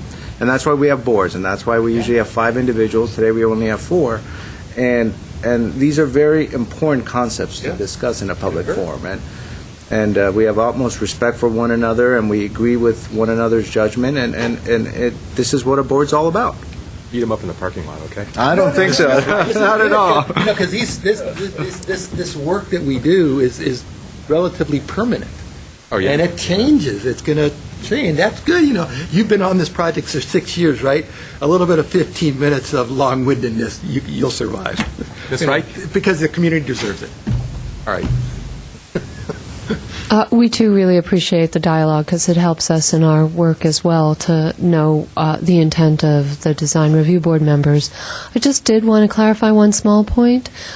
This particular these properties, both these properties, are outside the historic district, and so there is nothing in the historic district guidelines that addresses even adjacent properties, or that they can't be any this or that style. Just to remind you that anything that was within the historic district, even if it was an addition to a non-contributing property, or if it was a new property altogether, those would go to the Historic Preservation Commission for review. And one of the things that we do try to do, since we have some of the same staff for both the boards and the HPC, is to make sure there's a consistent level of review, and to make sure that everyone knows there's nothing in the historic design guidelines that discourages contemporary homes really in or near a historic district. Thank you. I just have a question you brought up regarding the driveway. Do we know what the driveway is? The material is on the driveway? Yeah, just a concrete. I saw it back there. Concrete driveway.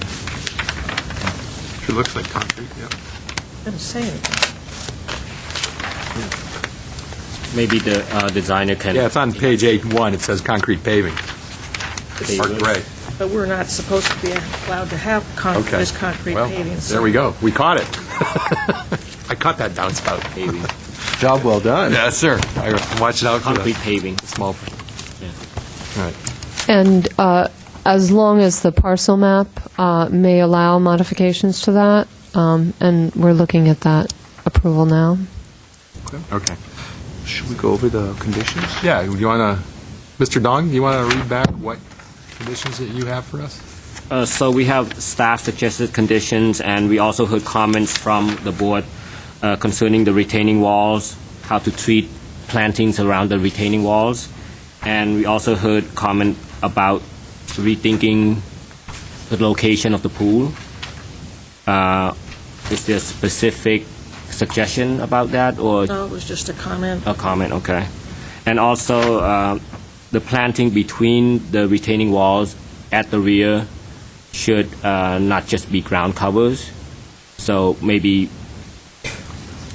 bring some of the plant materials that are proposed for the back wall into the area between the walls to add height. And add something hanging over the walls.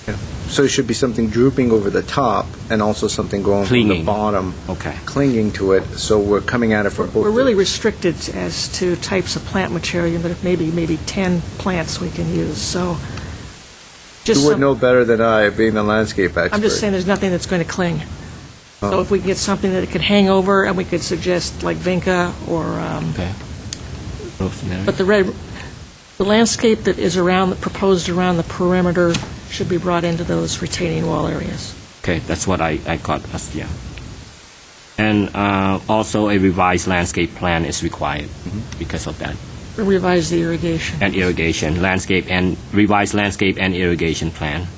And the same applies to the front retaining wall, which is basically retaining They've got a lot of pool and trees so in front of forth. it. All the retaining walls should have All the retaining softening. walls. Okay. Softening of the retaining walls with With plant planting. material. Yeah. And regarding the irrigation plan, there should be bubblers used throughout the new landscape. The appropriate irrigation for native plant material. Okay. And you don't want to designate bubblers or drip? May want to use a drip system or Okay. something. I'm just saying Okay, great. overhead sprays, impact heads are not what would... Okay, that specificity helps us. Thank you. You know, I do want to make one comment. We did get an email from a resident, Bill and Neil, at 877 West Mountain, concerned with the design of the contemporary style, that it might mean a Frank Lloyd Wright style or something that would not fit in the existing neighborhood. He could not be here tonight. So we got that on the record. Item number 5, I think the designer made a very logical and good argument concerning the retaining wall, that port in place is not something that you would want it over excavation and shot creep. If they textured it, I think it'd be perfect, and not have that over excavation issue, and be done efficiently. grab my notes, didn't Is these yours? The three you? key? Yeah, that one's yours. That's why I couldn't. Does the board has a suggestion about the material for the retaining walls? I think what the designer brought up was good The explanation. the concrete shotcrete will suffice in giving it the concrete look, and the board would prefer and would condition that it would be some sort of a pattern. And so the pattern needs to be thought out and worked with staff as what's the most appropriate pattern. The Zood rock. There's the Zood rock. Another rock, yeah. There is patterns that maybe come close to the poured-in-place look, which the designer referred to as well. So those are some examples. And then the other conditions that staff suggested apply in terms of the color. The colors, I think, are something that will make a drastic difference in the massing of the house and the blending of the house. So that's something to work at. So the way that condition states an earth tone color should be used for exterior finish to better blend the house with the hillside. Board Member Simonian, you mentioned gold and green hues, maybe brown hues, because earth tone can mean a lot of things to a lot of people. But to look at the landscaping on that particular hillside and choose a color palette that's more appropriate to blend in, and and that staff can approve that change. So I think we have enough information about the retaining walls. What were the two examples that you stated? For example, something that comes close to a poured-in-place look, and there was another term you used that I wasn't familiar with. Right, for the shotcrete, the pattern. Like us. Well, the shotcrete methodology is what the designer preferred, and is probably the right way to go because it minimizes grading. And then with the shotcrete, it's actual concrete that's sprayed on the rebars, and then a texture could be put on it just like you would a stamped driveway, say. And so there's a lot of different textures, like the 405 freeway by the Getty. Right. They have that. Okay. That's one example, but there's others as well. Okay, so some textured type that should be considered for that.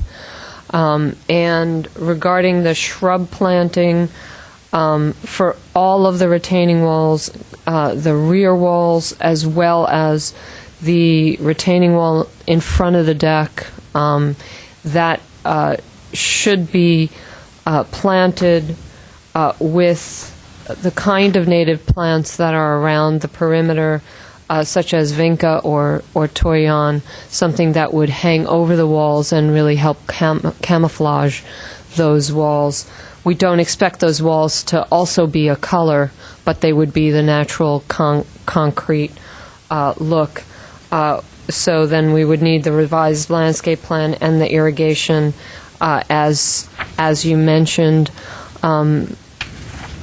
And there are some other conditions of items that are proposed. If you're okay with the language of items 1, 2, and 3, we'll include those. And did you want, we've heard from one board member, a consideration for reviewing the size of the pool? Is that something? It wasn't the size, the location expanded the length of the project. It was just a comment. Is that something you would like us to include in the record of decision, or just in our notes? Okay. One question I did have was condition number 1, where a building development permit shall not be issued prior to the recordation of a final parcel map. Is that a staff recommended condition, or is that part of the original parcel map? That's part of our code. Part of the code. It's a reminder. It serves as a reminder to the applicant and also to us. And so for items 2 and 3, where those conditions use the language should, if the board would like, we can change those to shalls. Yeah, and I think the applicant's proposing all Fleetwood windows. And Right. so we could condition that because that's on the material board, or if we want... Fleetwood or similar? Or similar. But aluminum windows is what we're talking about. And I'm seeing a nod from that. Okay. So we'll include that as a condition, Fleetwood or similar quality product. And also condition about the permeable driveway be included. If I may, I did, I'm looking at just the staff report of the Planning Commission. We have the final minutes of the Planning Commission action, the parcel map. Because in the staff report, the Public Works Department had requested a condition that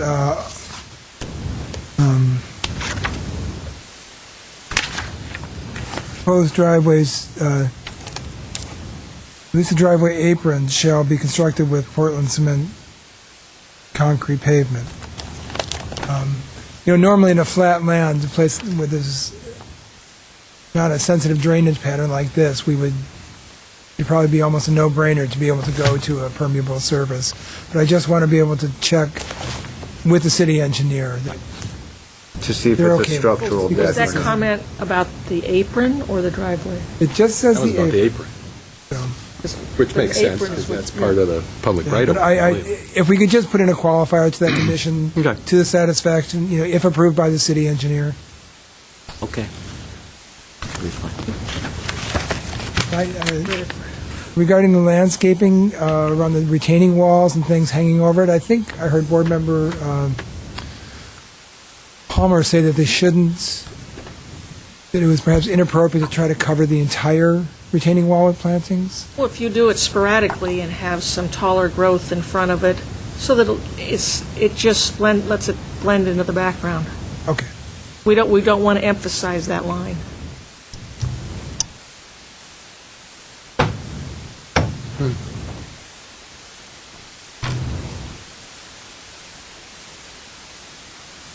Is there a motion? Yeah, does anybody care to make a motion? Move to approve with the conditions stated. Okay. I'll second it. In a second? Okay. Okay, a motion was made by Board Member Palmer and a second by Board Member Simonian. Roll call. Ms. Palmer? Yes? Mr. Nsua? Yes. Mr. Simonian? Yes. Chairman Ellis? Yes. Motion passes to approve the project with conditions 4-0. Thank you. Pass that over. All right, thank you. Don't go anywhere. We have One more. one more. All right. Next up is case PDR 2011-046A, 1740 Ardeven Avenue. New design review application for the first time. Mr. Don. Thank you again, Chairman Ellis and board members. This item before you is a proposal to construct a new 5,692 square foot two-story single-family residence and an attached 700 square foot three-car garage on a lot that is 171,935 square feet. Again, the property is zoned ROS, which is hillside property, and the residence will be designed in the contemporary style. The subject property is in a regularly shaped lot that slopes up from the street in the south to north direction, and the proposed house will be situated in the flattest area on the property, but it will also be closest to the new cul-de-sac. The proposed location of the building appears sensible and will create the least amount of disturbance and construction activities due to the slope in that area. Beyond the proposed location, the slope of the lot, the topography changes quickly and it becomes steeper. So the proposed location would minimize the impact to the natural features of the hillside. Again, most of the lots would be landscaped. The only new landscaping that will be provided would be around the home and the outdoor area. As previously stated on a previous project, again, the proposed material for the retaining wall will be plaster, which is stucco. Again, this material does not meet the zoning code requirement for a decorative retaining wall. In regards to the building's mass and scale, the residence is organized as similar and related volumes around a taller, transparent living area, with the second floor bedrooms terraced back and away from the ground floor. The building is comprised of multiple and various volumes that are well integrated. This appearance is further developed through the extensive use of large windows, the glass entry door and sliding windows, and as well as the glass garage doors.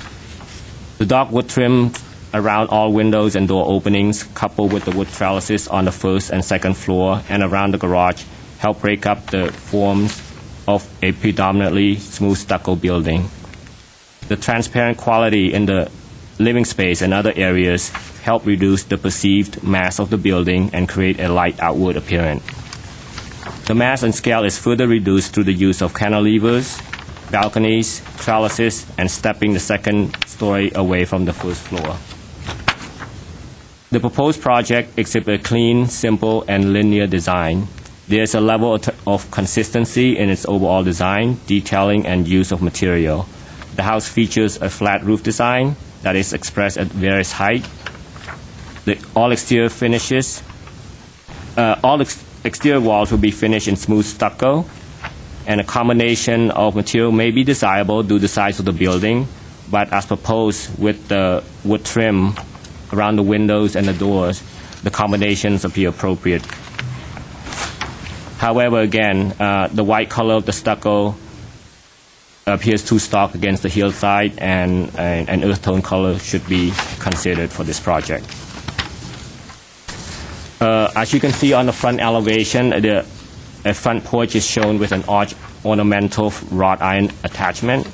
This feature does not appear to be consistent with the architectural language of the residence and should be removed and or redesigned. The applicant proposing to use a number of materials that appear to be high quality material.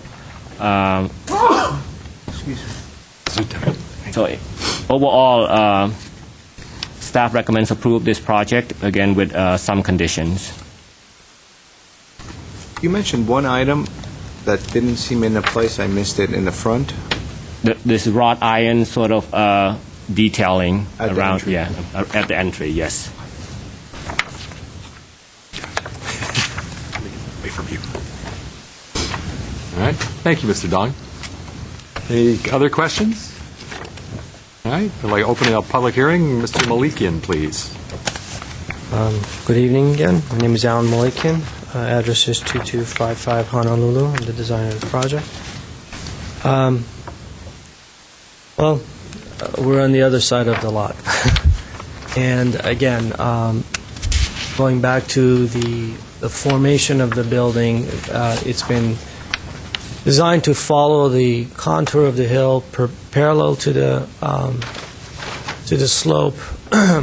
In this particular design, being that we have pretty much a cut and fill, somewhat of a balanced cut and fill section there, as you can see, retaining walls there are minimized, and the slope of the hill is a lot less steep than the Lot B version. The design of the building has some Mediterranean Spanish influence, has more of a resort type of architecture that has a lot of plaster inserts of fenestration, combination of the wood and the plaster detailing. The particular wrought iron detail that you see, it was a specific request by the client that she was very fond of Gaudi, and that detail is generated by one of the architectural details of one of the forms that he had created, and my design requirement was to somehow incorporate that feature into the design of the project. So taking the architecture and then the detailing and I may be able to take you right up to that.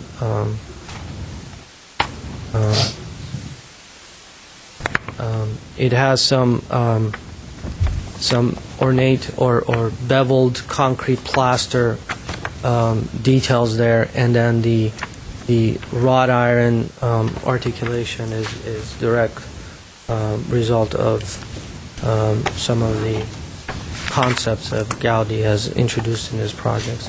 The project, I've provided, there were some questions, concerns that the location and the building the way that it's situated and how it's actually looming over the buildings itself. It is a two-story building. It is going in a flat land. It will be present, and people will see that. There's no question about that. The section that I've provided, which actually placed down below, I think that was a request by one of the residents, in particular in the corner, that wanted to understand how the house is formed, shaped, with the retaining walls that are placed, and also going down all the way to mountain. And they're set. It has a different approach. It has the approach that I took in a different concept of going back with what Mr. Insua was saying. What happens if this project, if it's being designed in a historic district, and how does a modern architecture fit in a historic district? I'm not going to go back, and I wish I could discuss that when the time was right. But personally, I think designing a project that is specifically in a historic district, it needs to contrast. The quality of the architecture would have to stand out on its own presence. If it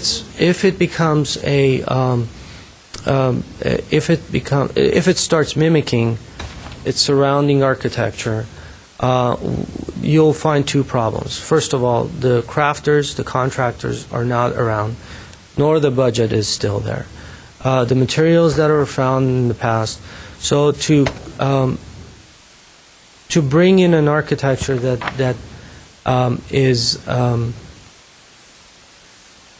within the context of the historic or the presence of other quality homes that are there, I think it needs to stand on its own rather than match what's around them, because there's no way we can justify the quality and the quality that was done in the past. We may be able to get the look, that's not the question, it's the quality that we're looking for. So to design a project that is current and the New York contractors and materials that are available can construct is important, because at the end of the day, no matter how much renderings and how much drawings we do, at the end of the day, what you end up seeing is who constructs the project and how well they do that. There's definitely this project. I'll just do a 10-second wrap-up. Again, it's a different approach. It's not settled back into the hill. It's sitting away from the retaining wall, but it is stepping back. Again, leave it up to you guys. You guys look at it. Let me know what you think. Thank you. Question? I have a. Let me start with. Oh, I couldn't see him. He jumped on first. Go ahead, Ms. Palmer. Okay. I have a question regarding the second house on Mountain. The way this new house is situated, it's at the closest point to the back of that second house, and it appears it might be Which is this stories. one? Oh, sorry. Oh. Yes. This one? Yes. Okay. I was out there yesterday, and it appears that the two stories that's closest to that house, that I don't know if that affects the living areas, the views from that new house affects the living areas of that second house on Mountain. Well, this is The forms that you see here are based on what the survey was given. So the volumes that are there representing, obviously they have pitch roofs and other stuff, but it's just more of a placeholder where they're situated. The location of let me just go back. The poles that you saw, there are two important parts to the poles, the flag poles. One was there was a horizontal, different color. I think it was red. That was there. It represented the deck level. Where the poles were being placed, unfortunately, the deck is not there. So obviously, the pole needs to go hit the ground.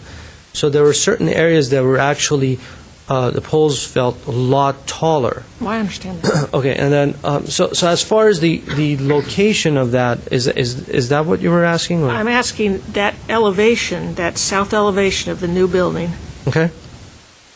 with all the windows, Mm-hmm. it appeared from being out there that it might be looking down directly into the living area of that second house. It was because that's the one that's closest to it, that end. Okay. And the landscaping that's proposed. Right here. Right. Yeah, the landscape proposed is basically shrubbery, so I just wondered if that was taken into account. Well, as far as placing the window, obviously I wasn't placing the window because of the looking over the house. It was more of taking advantage of the view. If that is a concern, obviously that can be addressed. As far as landscaping, again, I wasn't involved with the landscape architect, so that was given to me. So, again, if there's any changes need to be done on the landscape, I'll be more than happy. Okay. Thank you, Mr. Simonian. Are the two homes for the same owner, or are they different owners? Two different owners. Two different owners, okay. Okay, and the second question that I had, is the dashed line the existing contour? Yes. And so what, this fill that's being created here, that's probably coming from this area, what was the intent of raising the grade level? Well, I wish I didn't let Mr. Bogosian leave here. I saw him walking out. I thought to myself, the idea, again, it's an evolution of many years of different arrangements. The pads were actually pushed back. The contour was the fill was less. And it was a generation of different requirements, the driveway approaches, the slopage of the driveway that it was required by the city of Glendale, I believe particularly from fire department, that they could not have more than, I believe, 10% or 11% slope. So certain requirements, as it got inserted into the mixture of the needs that they would need to have to create the pad, it started creating the closer. If we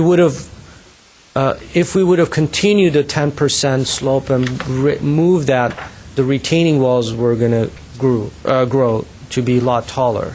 So essentially, to minimize the amount of grading and to meet the percentage of slope to create the driveway and the location of the building. Therefore, it created that fill, cut and fill. So it was purely generated from the slope of the. And when you're referring to the height of the retaining walls would have increased, you're referring to the rear walls? Rear walls and also. If it was lower, the rear walls would. Exactly.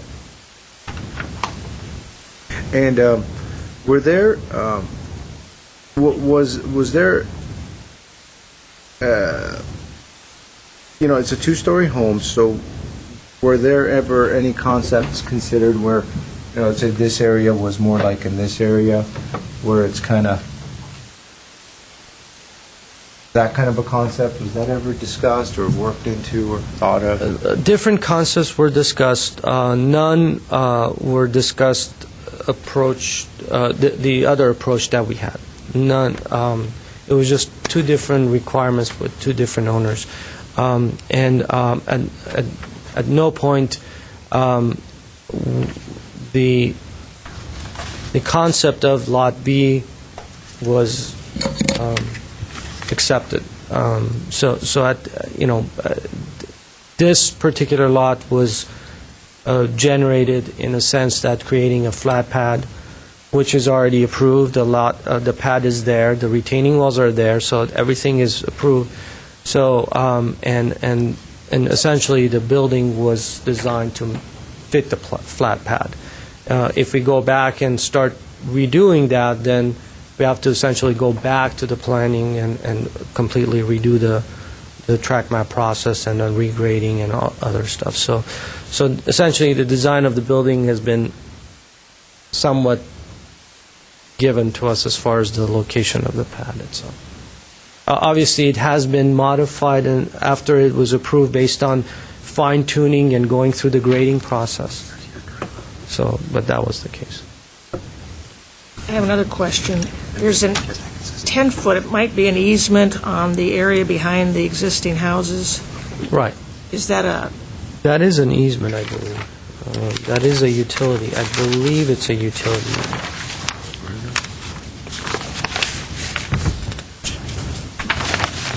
With that in mind, it's difficult to tell. Do you know if those existing trees along that back of those houses would be They will removed? all remain. They will all remain. So the flags out there that look like property lines are accurate? Yes. Yes. I mean, actually, they were certified and surveyed and certified by a licensed surveyor. So I made sure that wherever that they're located, we actually gave them actually, this is not it, but we actually gave them a diagram, a plan, which is fairly complicated to kind of locate all the poles. Okay. Oh, that's that, right. Ms. Palmer?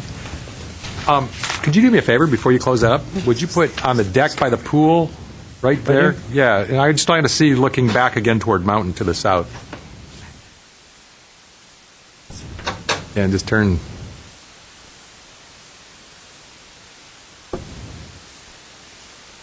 Well, again, Well, yeah, the trees are all representation. I'm trying to see an idea of where the house is in relationship to that. You will see the roof lines of The roof line. you will see. I'm not trying to Yeah. deceive anyone. No, I got it. It's just a massing. I don't have any survey of the homes, Right. how tall they Gotcha. are. Or, it was just a placeholder. So I would assume that you would see the rooftops. I don't know if you would see the actual deck itself because it's just covered with a lot of vegetation, Right. and you're essentially a lot higher than But again, if everything was clear and there's no trees or anything, you're probably going to be able to see the backyards.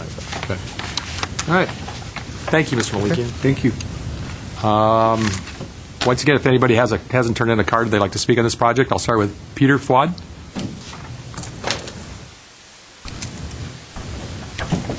Please state your name and... Good evening. My Yes. name is Peter Fuad. I'm here on behalf of the Northwest Glendale Homeowners Association, and thank you for hearing this project. I'd also like to commend Mr. Malikian on the contemporary style of the house. There are a couple of maybe 60s vintage Spanish Mediterranean on the hillside around there, and they are ghastly. So this is welcome, and I'm in that historic district, and it is separate and apart, and it's not technically in it, and I have no problem with the design. My concern is with the placement of the house so close to the Mountain Street homes. Now, we understand that was dictated by the pad, but if the house is going to be this close, then I think it needs to be redesigned, because even though it's just there's a bulk to it that is just sort of going to loom, nonetheless. It's going to loom over the neighbors. It's much bigger than the neighborhood homes. And so by being so close, there's that looming quality. Unfortunately, it seems like, it's sort of with the cul-de-sac issue, the pad seems to have been dictated by the planning process. And we thought for a long time there should be a little more holistic between DRB and things like this with planning. So we would like to request that the pad of the home be moved a little bit further north around the hill, and if that can't be done, the house be redesigned so it isn't quite so in your face from Mountain and from the surrounding neighborhoods. Thank you. Craig Relier.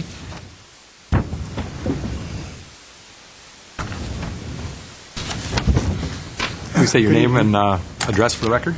Yeah, my name is Craig Relier. I live at 839 West Mountain Street. I believe I'm actually the house that is the closest in proximity to the Lot A house, directly below it. Is that the corner house? Yeah, it's the corner. The corner house. I brought these, and I don't mean to infer that anybody who's going to see this hasn't seen it, but these are the story poles as they exist from our back property. You could put them right here by the podium there. That way we could all look at it. Also understand that, I mean, we've had a little confusion over what the story poles represent in actuality to the roof line and all that. Excuse me, Mr. Rollier. If you're presenting those to the board, I just want you to understand that we will have to keep them. That's fine. Okay. That's quite all right. I also want to thank, real quickly, I want to thank Alan and Michael. I haven't had a chance to meet Michael in person yet. Michael has been very accessible to us by phone, and the communication has been great, so I really, really want to just note that. Thank you also for letting me speak. It's the first time I've ever spoken one of these things. I appreciate that this board exists and that this function exists within the city. It's one of the reasons that we moved here in the first place. I've lived in the Los Angeles area all my life. I work and live in Glendale. Our child goes to school in Glendale for the last 8 years. But I've lived in Van Nuys, Woodland Hills, Burbank, Encino, Tarzana, Santa Monica, Lakeview Terrace, Shadow Hills. What attracted us to this community is there is actually a sense of community in a lot of ways, including sort of a visual sense of place, a kind of visual continuity, particularly in the Northwest Glendale area that we live in. And I think that's important, and I appreciate the work that this board does to try to do the best to kind of maintain that balance. So as I said, our home sits on the corner of Mountain and Art Even. It backs up against the stretch of hillside of the Verdugo Mountains where this Lot A property is being planned. It's a 5,700 roughly square foot property. Our property is 2,800 square feet, sitting on roughly a 9,000 square foot lot. The average of the 5 houses right along that stretch of Mountain Street that we live on is about 2,500 square feet. So this obviously will dwarf our property and our neighbors' properties. It also will severely affect the view from our back of our house. We have a master bedroom, our largest kind of other bedroom, which sits on sort of a partial second story, and our family room that looks out across the back. And it's going to be directly looking at that. We have trees, and I appreciate the tree line is not going to be removed. That's important. But, you know, that kind of is what it is. My concern is the size and the structure and the proximity to our house. As I understand it, I could literally stand in my back door, not my back property line, but my back door on the family room side, stepping out of my house and throw a football and hit the lower retaining wall of the 2 retaining walls. And I'm getting older, so I'm not talking about even at 50 yards. And again, that's my understanding right now. Again, it's hard to tell. You can see the story poles. That's where I understand the location is relative to our property. So it's a significant impact on our house. I'm not here to speak on behalf of the neighborhood. But again, if it's clear to see the size and mass of this property on the lot it sits on stretches out across the back view, including the retaining walls of several houses. And I think, again, arguably ours is the most affected in that.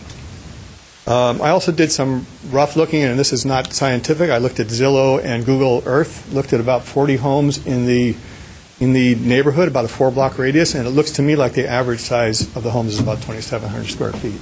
I'm not talking about 300 yards or so from, I'm talking about the 40 homes or so that roughly, if you just looked at the neighborhood, the 4-block neighborhood around there, including, you know, one rather large home that kind of skews that out of proportion. But I think to the points that were made earlier, it definitely is out of size and scale to the existing structures.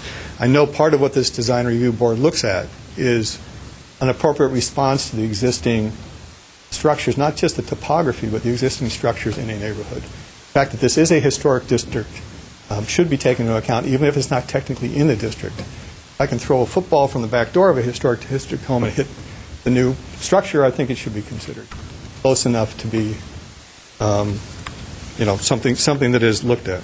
You can wrap up your comments, please. Yep. So again, what I'm here to do is put on the record that, again, I greatly respect the work that's being done. I think it's, from the style standpoint, I think it's really appealing looking work. I understand that there are considerations that we're going to have to live with no matter what happens back there, but I would ask the board to look at, and the property owners and architects involved in this, at the size of the structure and the proximity to the existing homes on Mountain Street. Thank you. Thank you. Next is Tammy Relier.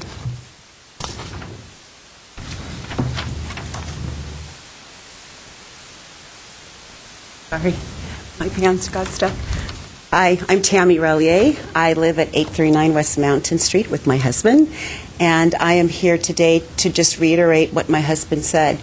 The design we are fine with. We understand that being on the hillside, that this is probably the best possible design, considering if you try to put a Spanish style or a traditional style home with high-pitched roofs, you're definitely going to have some major massing issues. And I also want to note that the applicant, the homeowners, even though we've had only brief conversations with them, they have been very courteous to us, and we do appreciate that as well. But again, what I'm here to reiterate is the closeness of this home. It's large in size compared to our house, and I know that they've done some mitigating factors with the landscaping to try to help address that. But as Commissioner Insua had mentioned, that landscaping should enhance, not hide. And I hope we don't move in that direction, since this house, out of both lots, is probably the most visible. You can see it all the way down from at least Art Even and Cumberland. So I would hope that the board would take a little bit more extra careful consideration, knowing that this particular house is more visible. And I think Commissioner Palmer had made some comments about the house next to me and wanting to see kind of how close it was. I took some pictures as well, and if I can present this, and I understand it's the property of the commission, that's fine. But I just want to reiterate what our concerns about being so close. This is the house right next to me on the east side. And I'll give you the extra copy. Thank you. Sure.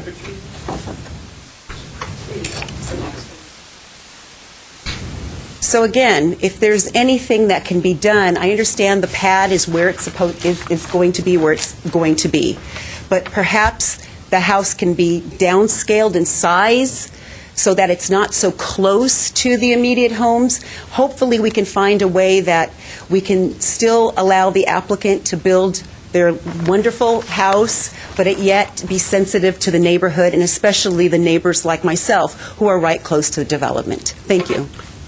Thank you. Next is Kelly O'Connor.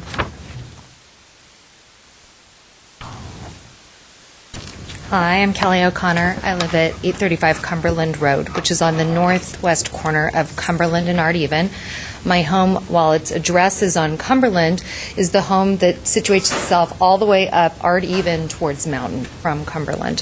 So when I look out my kitchen window, I look directly at these red and white flags that are now over Tammy's house. And, one of the reasons that I bought this home was for the hillside views and for the concert of living, in a neighborhood that butts up against hillside properties and, nature. And so I'm concerned, for sure. I think that Mr. Insua said that these homes were about 56% larger than the average sizes of the homes. But when I looked at it, the homes that go from Cumberland to Mountain up Art Even, and that go approximately one lot to the west of Art Even on Mountain down to Highland, the average sizes of those homes are 2,400 square feet. 24. So that means that these homes are 2.5 times larger than the houses in our neighborhood.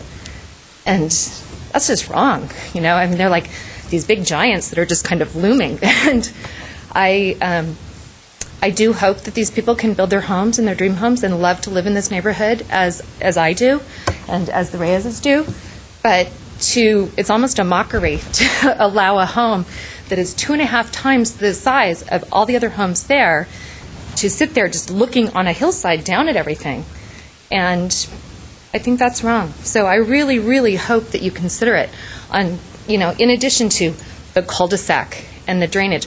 My house is probably one that would be the greatest impacted by the drainage situation because of the way that the street comes down from Art Even and marries to Mountain, and it goes straight down Art Even.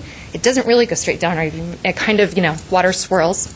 So that comes right to the front of my house. My house happens to drop down a bit, and so there is always a potential that water, if we had bad water issues, would rush right downstairs into my kitchen.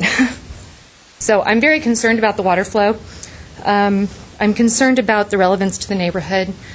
I echo what Mr. Swiss said about how architecture and landscape should live in concert. And I feel that, by the same means, by the same token, architecture should live in concert with the neighborhood that exists. And so while this is not in the historic district, my house happens to be a contributor to that historic district. It's adjacent. It's directly there. You look at my window, you see this house. You look at Tammy's window, you see that house. So I think that it's really, really important to consider the size. Thank you very much. Next is Ron Apel. Thank you very much. My name is Ron Apel, 824 Cumberland Road. We're in the southeast corner of Cumberland and Art Even, or Artivon. I've got to say it right. I have a couple of concerns. From every room of our house, our living room, dining room, breakfast room, kitchen, family room, and master bedroom, we see one of these two houses, and we specifically see this one. I've looked at these sight lines or poles or whatever you want to call them, and I look at it, I see the elevations, but I also look at it kind of filling in the blanks. And when we look up from behind our house, which is a mountain view, and one of the reasons we moved here years ago, we're going to see, one's been approved, but we're going to see a more massive home directly to the north of us that's going to look like a resort on the side of a hill. It's totally incompatible with the size of the other homes. And I just think from the standpoint of compatibility with the neighborhood, we have a view as well. I appreciate developers and the fact that they're building a new home that they want a view, but we have a view as well. And our view just happens to be north. We have another concern about runoff, as Kelly has, because we're on the corner. The water comes down on the right side of her property and swings across to a storm drain right in front of our home. We've been fortunate in this part of Glendale over many, many years to not have any mud flow or water runoff problems. And we went through this thing in La Cañada a couple of years ago. It all seemed fine. All of the engineering work was done, but it didn't work. And we're concerned about mud flow. When you look at Hillcrest, where it comes into Cumberland, there's mud there every year when it rains. There's mud flow. So I think this site work, I agree, I understand that this thing the site has been developed or subdivided so far, but from our point of view, we're going to be seeing the back side of a house. I understand the bedroom side of a house, which is going to look like a wall from our property. I think it's too big for the area. Kelly's right. Most of the homes are a third that size. And we went through the process of mansionization. We have big homes that were built on right out to the lot lines years ago, and they're not compatible with our association, our Cumberland Heights Historical Society. And so I'm just expressing my concern on this particular home because it's more massive than the other one. Thank you. Thank you. Next would be Sheldon Baker, please.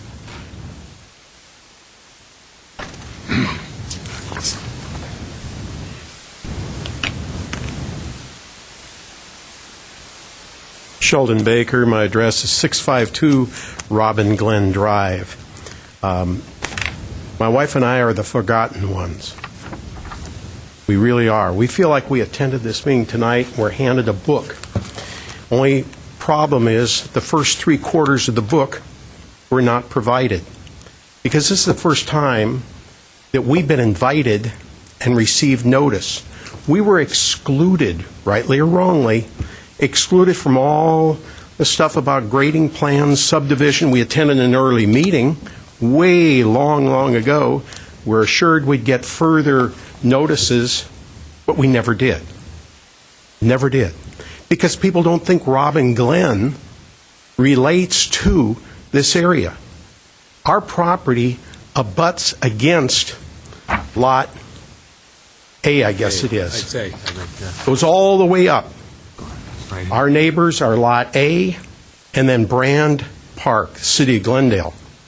Yeah. And our only concern is this, is the grading. I don't think we're going to see the houses, but I don't know. But that's why we want to know about the grading. Because they're operating on the up to or someplace near where our property ends. We just would like to know. So my plea to the city is, I think you owe us something.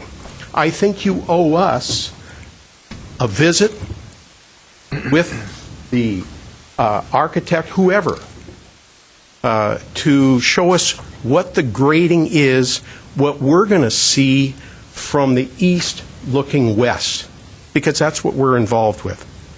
And that's all we ask. We're in the wrong place, because you're the design review. And the grading, it sounds like, is done. I'm sorry to be blunt with the planning department, but that's me. It's my property, and so I regret the need to say what I've said. Thank you very much. Thank you. Sir, please, can we hold off for comments until we're in a public meeting? I'm not angry with the property owners. Right. My complaint is with the City of Glendale, the planning department, because they're responsible, with some help, to send out notices. We did get notice of this. We got multiple notices of this meeting. Thank you. You got notice for this. Well, that's good. At least design review staff is doing their job. And the owner could fill out a card and speak. You could, yeah, right, Lauderdale. Gary Cleaver? Cleaver. Thank you. State your name and your address for the record. Yes. My name is Gary Cleaver. I'm at 827 West Mountain, also directly, the third house directly below the property in question. And I have 4 points I'd like to hit. I've been on city commissions myself, so I will try to be concise. First question, I'm sure the staff can answer. I'm concerned about fire protection during construction. I know this is not a design issue, but it's a question I want in the record. We all know the entire property in question has burned in historic past, and under construction conditions, it puts the whole neighborhood at risk. I'd really like to know what, if any, special circumstances or special preparations are required of the developers regarding fire protection. Looking at the site plan, second item, looking at the site plan, I wonder what, if any, further fuel modification, as is reported on there, is going to be done to the property toward Mr. Baker's side there and in the ravine to the east and north of the building site. It's fragile habitat. There are some large mature trees and native shrubs been there forever that would protect that ravine, in particular in a mudslide situation after a fire. In my own memory, we had a mudslide down that ravine, which is on this property in question and comes to the edge of the site platform. I can tell you that mud would have come right into our kitchen and living room. And that will get me to my fourth point, drainage, but would like to know what, if anything, is going to be required of the developers and owners regarding protection of the rest of that hillside, because it's as the report says, it's 48 degrees and more, and is of extreme concern, obviously, to us downslope. We've heard a lot about the privacy question tonight. I'd like, for the record, to say the staff's report incorrectly states the sightline does not impose any perceived invasion of privacy. I will look out my bedroom window straight at the at the retaining wall by the pool, and I believe the windows above probably the master bedroom will be looking directly down on my neighbors and my backyards, disavowing trees that are there. Finally, and I know I only have a moment, most critically, the city report minimizes the risk of developing the site and the angle. I'm very concerned, and I'm sorry this is the design review and not the planning and engineering, and I wish the engineer were here to answer the question. I'm very concerned about the drainage. Obviously, my neighbors are concerned about the drainage going down Art Eve, and I'm concerned about the drainage going down my ravine. I'd like to have it on the record that the drainage for this entire property needs to go towards the cul-de-sac and specifically towards that direction and not towards what would be the right side of the property if you're facing it, because that would create all kinds of hydrologic dangers for the properties below us, particularly my backyard. Thank you very much for your concern. I'll put some notes here for the record to the staff as well of what I just said. Thank you. Thank you. I'm out of public comment cards. If the owner would, if you would like to speak, if you just need to fill out a card, this would be your opportunity. If not, Mr. Malikian, do you want to do a quick, really quick wrap up? I appreciate all the comments. As I said before, many different scenarios of design has been entertained, and this was the final that was desired by the client to be brought in front of you. So as far as the, I will address more of technical questions as far as drainage and as far as the protection, and also the notification of the grading. As far as the drainage, the entire section of the 8.5-acre lot that is being proposed to be modified, the sections that are being proposed, they will be all conveyed through drainage system into a catch basin. So the additional drainage that is going to be generated, that it would be a solid surface, not a permeable surface, will be transferred into catch basins. So therefore, theoretically, any drainage that was generated on the existing site, that would be conveyed down as it has been for past as long as it's been. Anything that is being generated from the solid surfaces of the roof and the site drainage and retaining wall drainage, they're all going to be converted through the pipes and other types of devices that are going to be taken to the catch basin that will be placed into the new cul-de-sac area.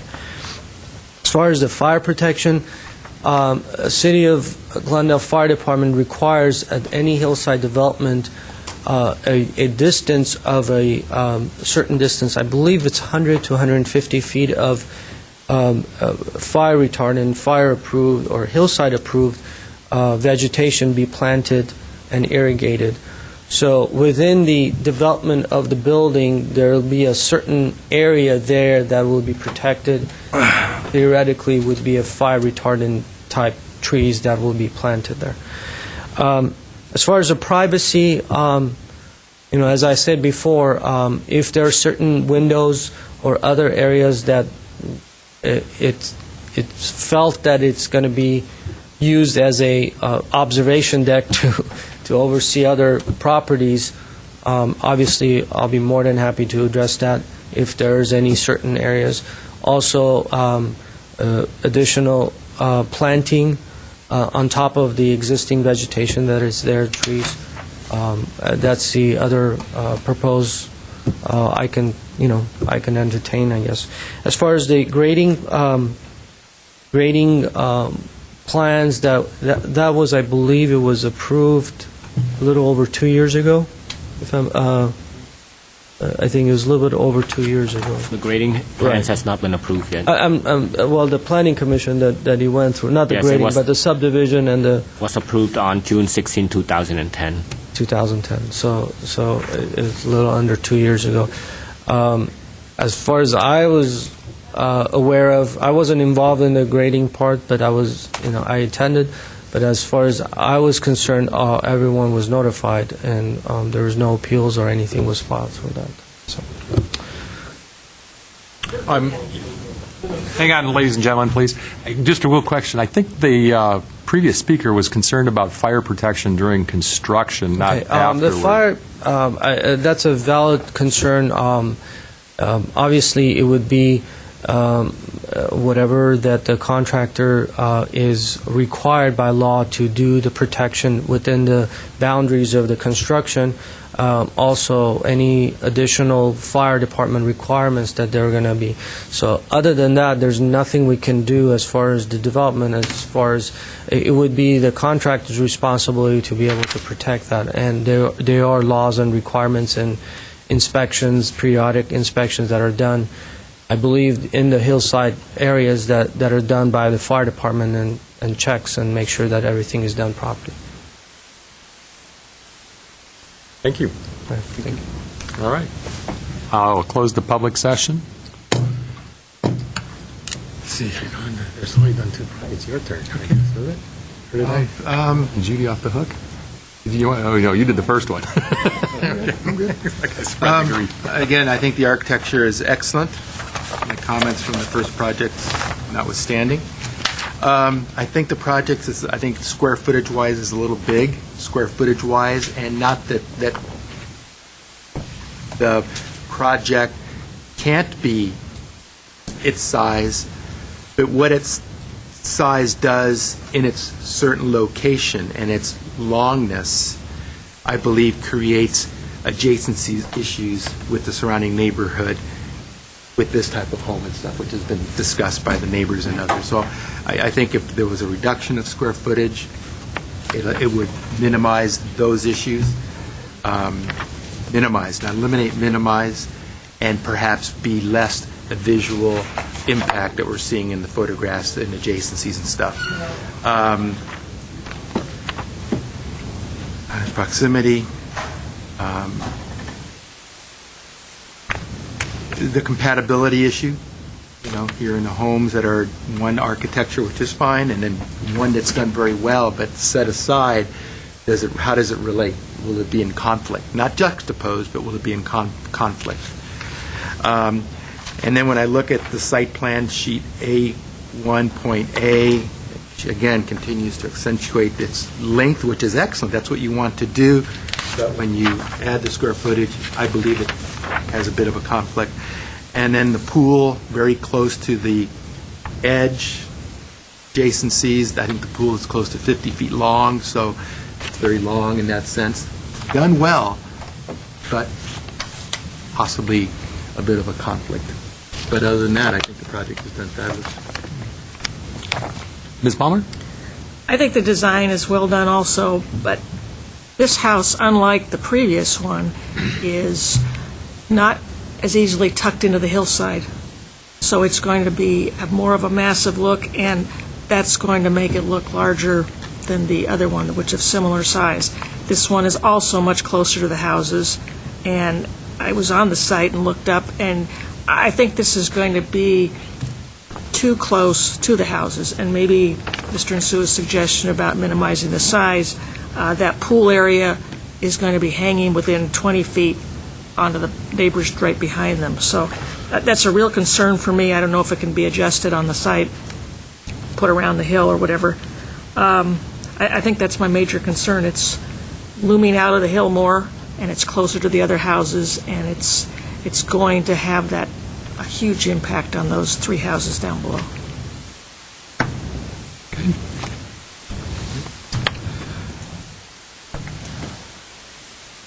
It's not often that we get two homes that are, well, it's not often that we get two homes that are presented to us to begin with. The last time this happened, I think, was 3-4 years ago, maybe, was on St. Andrews, where a person was proposing two homes next to one another. So it doesn't happen often at all.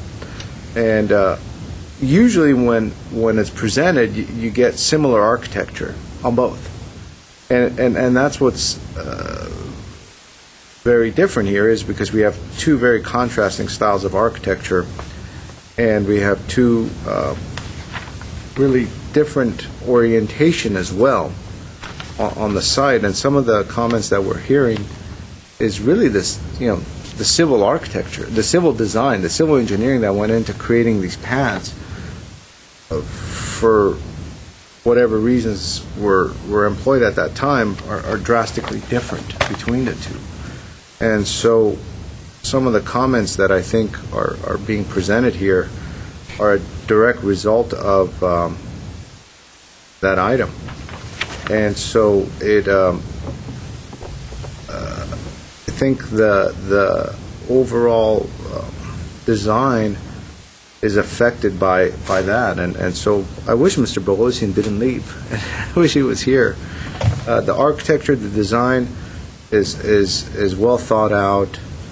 I think Mr. Malakian does a great job with these homes, and overall, the design works. And so now we're talking about just orientation and location on the site, and I think that's what's some of the comments that I'm hearing.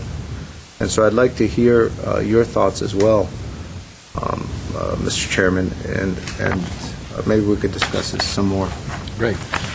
Thank you. I actually like the architecture. I'm a little concerned, along with my fellow board members, of where it's situated and the size. Those still are the two problems.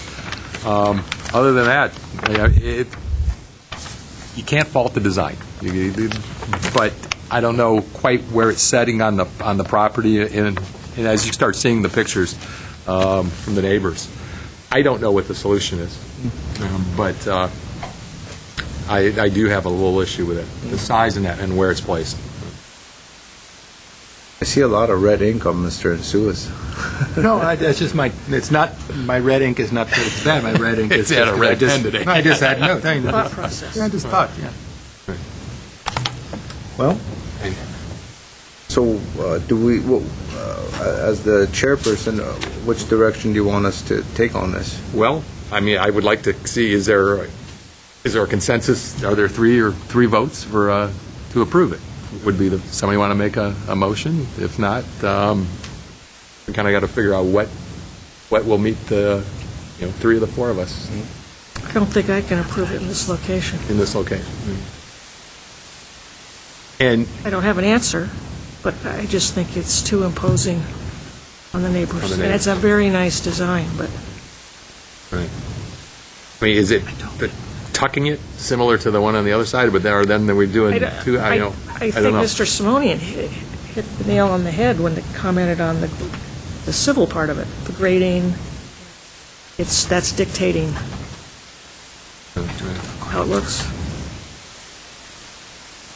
Right. Well, I'll as a discussion point, I think what we're looking for some input. Assuming that the grading portion of the site has been approved with the subdivision hearing, I'd like to hear a little more about that from staff. What has been approved, and where are we with that process? Chairman Alice and board members, what's been approved by the planning commissions are the location of the paths, the size, its orientations. I mean, if the board is inclined to tweak the design of the house or maybe to a certain degree location on the pad, that would be viewed as substantially the same, but to change the size and how the pad is oriented on the lot would be... Folks, please, if you need to talk, can you take it outside, please? Thank you.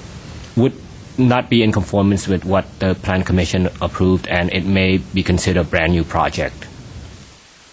So, are we to assume that the retaining walls and the pad locations as presented on the section is fixed, and we're literally talking about the size of the home and the orientation? Is that what we want to focus in on, or we want to focus in on the orientation of the locations of the retaining walls as well? What you stated, Mr. Simonian, is correct. The Planning Commission, when they deliberate on this project, the entire project proposal was looked at. That includes the amount of grading, the slope of the lot, the size of the pad, the location of the pad, where the retaining walls are proposed. Do you have the drawings that they looked at and approved? Yes. Okay, can we see them?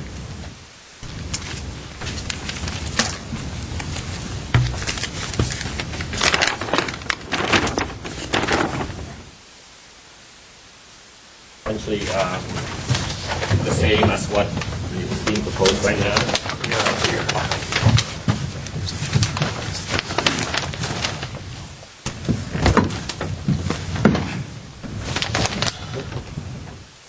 We not. So this is lot A, and then that's lot B. Where's the site plan underneath this? The site plan's over Oh. here. Yeah. Pretty much the same thing. Yes. And that's the same drawing that have been submitted for the grading permit or review. When we're looking at this. Actually, there's a tentative shape of the pad. Well, the reason why I brought up the question is when we have projects that go from different boards to different boards, I think it's important to bring that question up and to get answer and feedback, because the intention is for us not to create conditions which are going to juxtapose or that are going to be in conflict with previous approvals that have taken place, which just creates more ambiguity and more questions than answers. And so perhaps the direction to take is saying, okay, the retaining walls and the pads that are designed and as were presented in the past,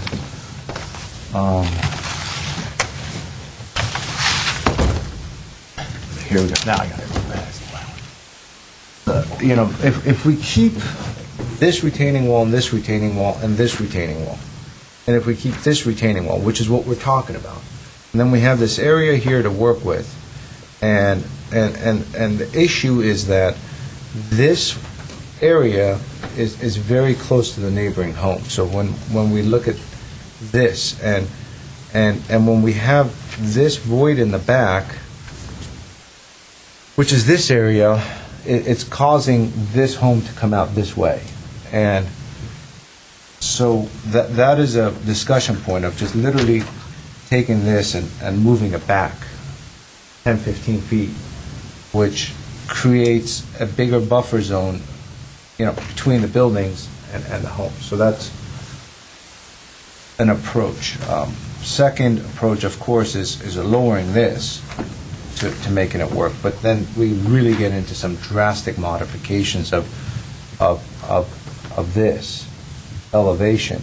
Whereas if we just take this and move it this way, it does not affect the architecture all that much, except the way the rear retaining wall is treated. However, once this becomes step back, if this area, which is, you know, then everything changes. So that's what I just wanted to kind of bring up as a discussion point is, you know, the pad was created with those retaining walls, so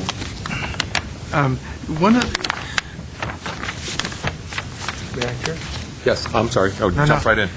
I mean, I feel torn because there's a lot of stuff going on here in my head. But when I look at the location of the structure and the improvements on the pad, and I look at the square footage of the property and the adjacent hardscapes, what's been developed, and I do that in combination with 14 foot between first floor and second floor, and 13 feet between second floor and highest part. I mean, that's, so we got a lot of this, we got a lot of this. explore maybe a little bit less of this and a little bit less of this, and then pushing it over there. I'm torn because it's such a good design. But if we're wrestling with these issues, then let's maybe explore a little bit of this and pushing it over there and see what that reads. But that would be really up to the designer to do, and we're just, the fact that we're all having the same dilemma. And that's something that he should explore, because we already have the parameters of the pad, the retaining walls, et cetera. I don't want to be pushed into the position of approving something because right. we have those issues. So if the size of the house and the height could be explored, I mean, just take a little more time to do that. there's no, the design style, there's no question. No, I think it's everybody's a very fine. Right, okay. nice house. It seems to be size and location, be the two things. And one note to the neighbors, which some have left already, but there will be a house built behind you. There's nothing that we can do. They will have sight lines. Sight lines are not necessarily protected. But if we can help minimize that impact, that's what we're here to do. And I think with the architect and the applicant willing to work with the neighbors and the board and the staff, we shall get someplace.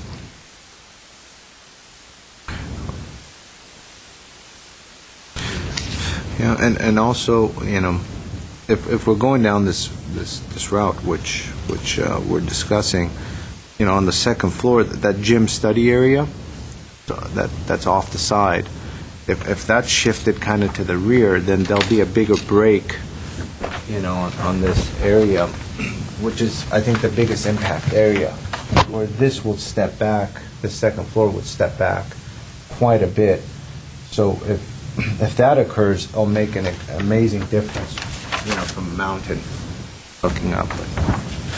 But all those are going to come into play anyways, as one studies the project holistically. One note on one of the conditions was the ironwork.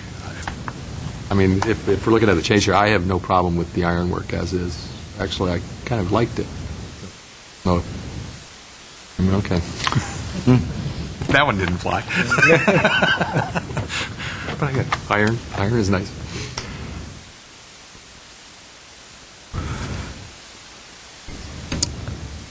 Okay, Got so... a lifeline here, Stephanie? Can I call a friend? Go in dialogue. The assistant director is not taking my call, so... He's out of the office. So, if we have... what we've heard from the board is the impact of the new project, the potential impact of the new project on the neighbors below may be mitigated by looking at the scale of the house. So we heard that, the overall size and the scale of it. So if we had, that's very general, and I know that you have indicated that you have a lot of confidence in the architect and appreciate a lot of the qualities of the design. As we continue to work with the applicant on the project, a little bit better sense of what we're talking about reduction-wise, if you have a better sense of that, might be useful. We also want to be mindful that although there does seem to be some space behind the house, between the house and the retaining wall just behind it, the grading plan has been approved. So even shifting the house back so that the house becomes the retaining wall may require additional grading that would kick it back to the Planning Commission. So we're and I'm calling my my friend. He's answering the call. I mean, if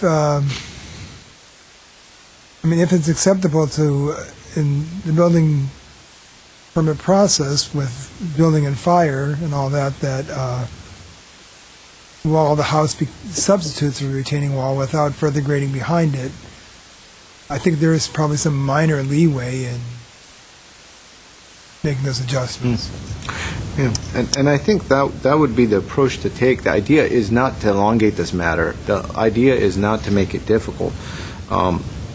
The sites have been approved, and it's going to get built, and so we can't create such a hardship on the ownership and create such a conflict between the different departments and commissions. They've looked at it, whereas when we look at the design holistically, they focused in on the grading, and so it was a very finite hearing that took place. So the idea is not to go back there because we haven't been privy to all the other discussions that took place at that hearing. So we would be almost changing things in a vacuum, which is not the idea. So I want to state that, and I think, for the record, we should keep the idea that the pad is where it is, and if shifting the home back creates an issue, then that's not the intent. We don't want to create an issue. We got to be able to work on something which I think the design architect is going to be able to figure out fairly easily here, of coming up with a solution for us. If I may ask a couple more questions that would help as we move forward on the project. There was discussion about the size and location of the pool deck and some concern about the neighbors about privacy impacts. There seem to be conflicting views about privacy in this case. If you have any thoughts on that, if you have any thoughts about the two-story volume at the southeastern portion of the project, because that particular volume is one that is a two-story volume and doesn't step back like the rest of the house does. If there's any particular feedback on that southeastern portion, particularly because in the way that the pad is situated so that it just does follow the contours, that corner of the house does come closest to the existing homes below. So if we can have a little bit more feedback, if you have some on that end of the house, that might be useful too. I would certainly agree with stepping it back, like, or moving the volume maybe to the other end somehow, but we'll minimize that south end.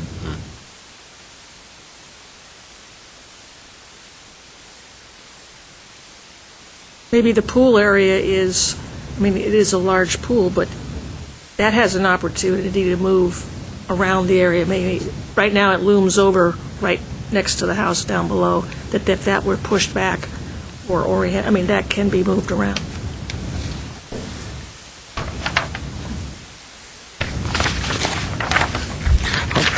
How big of a retaining wall does that pool create, though? It's not, it's like 4 feet, 5 feet, correct?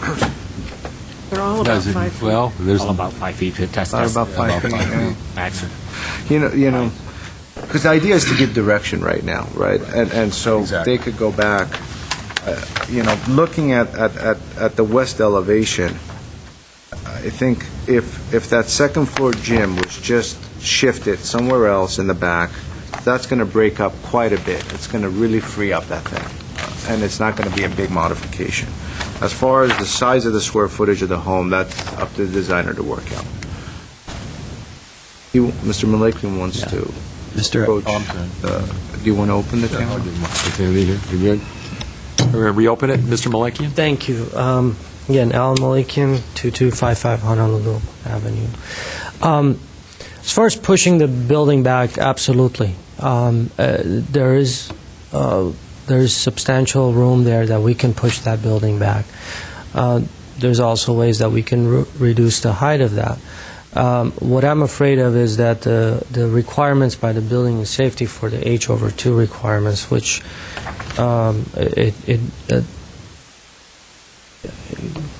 restricts us to get the building closer than 15 feet to any retaining wall. And the reason that you have the other design, the only way that you can do that is to create an impact wall and put the building against the retaining wall, and then create a additional retaining wall that would give you the 15-foot. If you go back, and you'll see what we've done on that. So in this particular case, I can probably get the building closer. I can try to even bring it up to the retaining wall. Unfortunately, what's going to happen is it's going to create additional retaining wall that may trigger other the approvals that was previously given to that. So I think there is room to push back.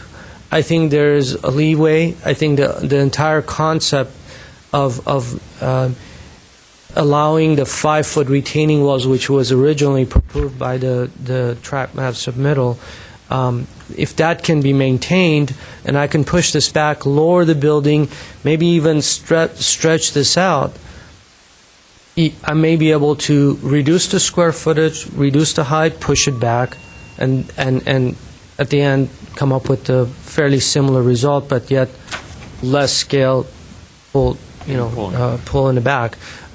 Again, if I pull the deck up or bring it up, you have a lot more presence. I lower it, it will be hidden away behind the trees, and minimizing the amount of retaining wall and the grading to coming up to the deck level. So I think the elevation, being that it's hidden away within existing trees, is a good place. I agree. Lowering the building, pushing it back, having the same architecture, I think it will definitely help. I mean, I have tons of sketches I could have brought and show you all these variations, but unfortunately, I can't really, once I get closer to the hillside, then we start looking into the same concept as I had in the previous one, where I can't have any openings. Then it becomes more of a protection of the dirt and other elements there that needs to be covered. So it becomes more of an opening towards the south rather than the north, the way it is right now in incorporating the hillside and the building. So absolutely, if that is the case, if that is the situation to move it back, I believe it can be done. Thank you. Close the public hearing. I'd be very comfortable just letting the architect explore the issues, because he's a good designer, and we don't want to ruin the design we already have, and we can't just sit here and make those decisions in a short period of time. So I would be comfortable in just saying we need to reduce the size or height or whatever we can do to push that building back and see what he comes up with. Mm-hmm. Okay, so I'm going to try a read back.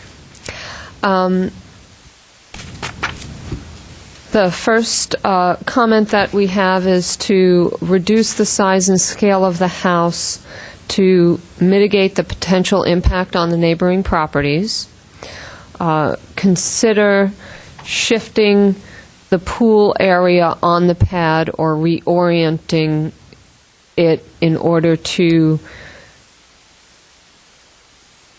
also reduce any potential impact on the downslope, on the existing downslope properties. Look at reducing or stepping back the two-story massing of the southeast corner in order to mitigate that impact. And if possible, without modifying the grading that was approved by the Planning Commission in the tentative tract map, consider shifting the house on the pad. If that seems to reflect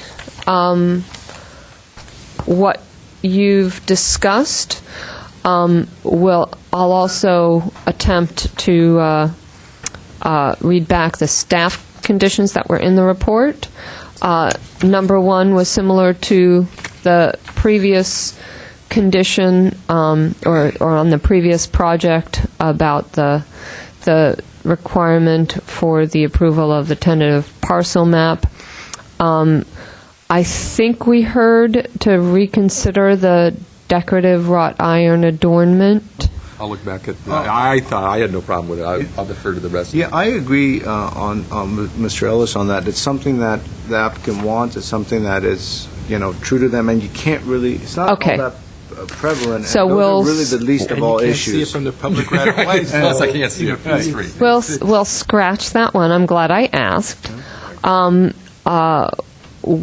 Windows of the kind being proposed or similar shall be used. It's already going to be aluminum, I'm sure, of some sort, or Yeah, Whatever. But what it's is not being vinyl. proposed? Not vinyl. Yeah, window and door openings should be recessed to make whatever meeting in the future go more quickly. The similar condition that we applied to the previous project about colors and material, colors for the building and material for the retaining walls.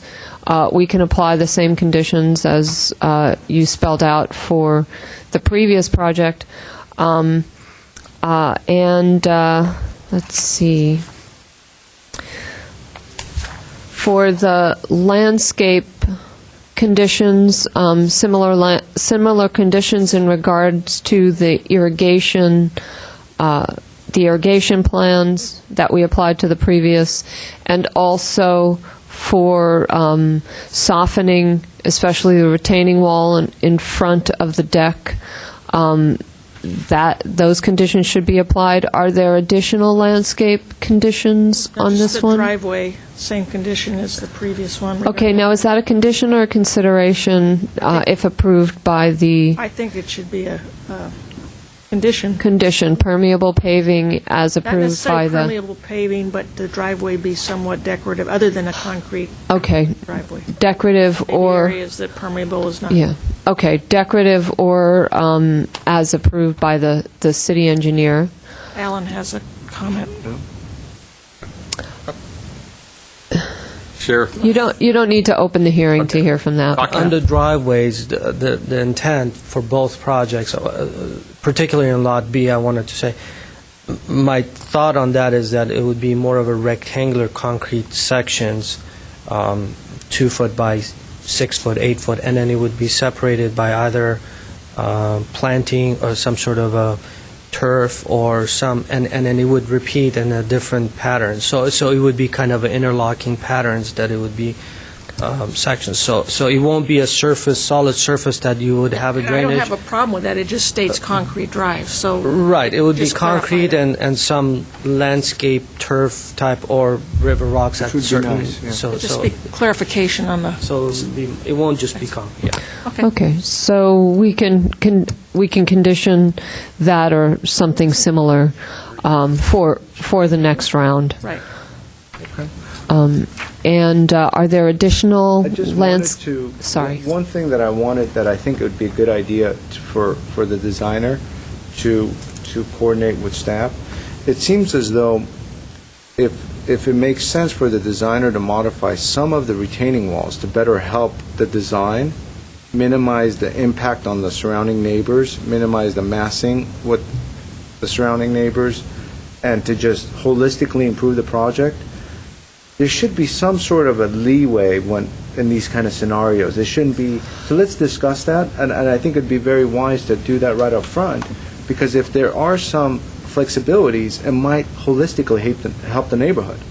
We will look very carefully at what if any wiggle room there is in regards to the retaining walls and the grading plan without kicking it back to the Planning Commission.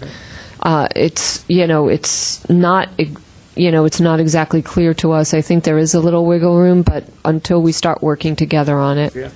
Yeah, just even the simplest thing, I mean, even just lowering this, if this is able to be lowered, it would save a ton of compaction, a ton of cost.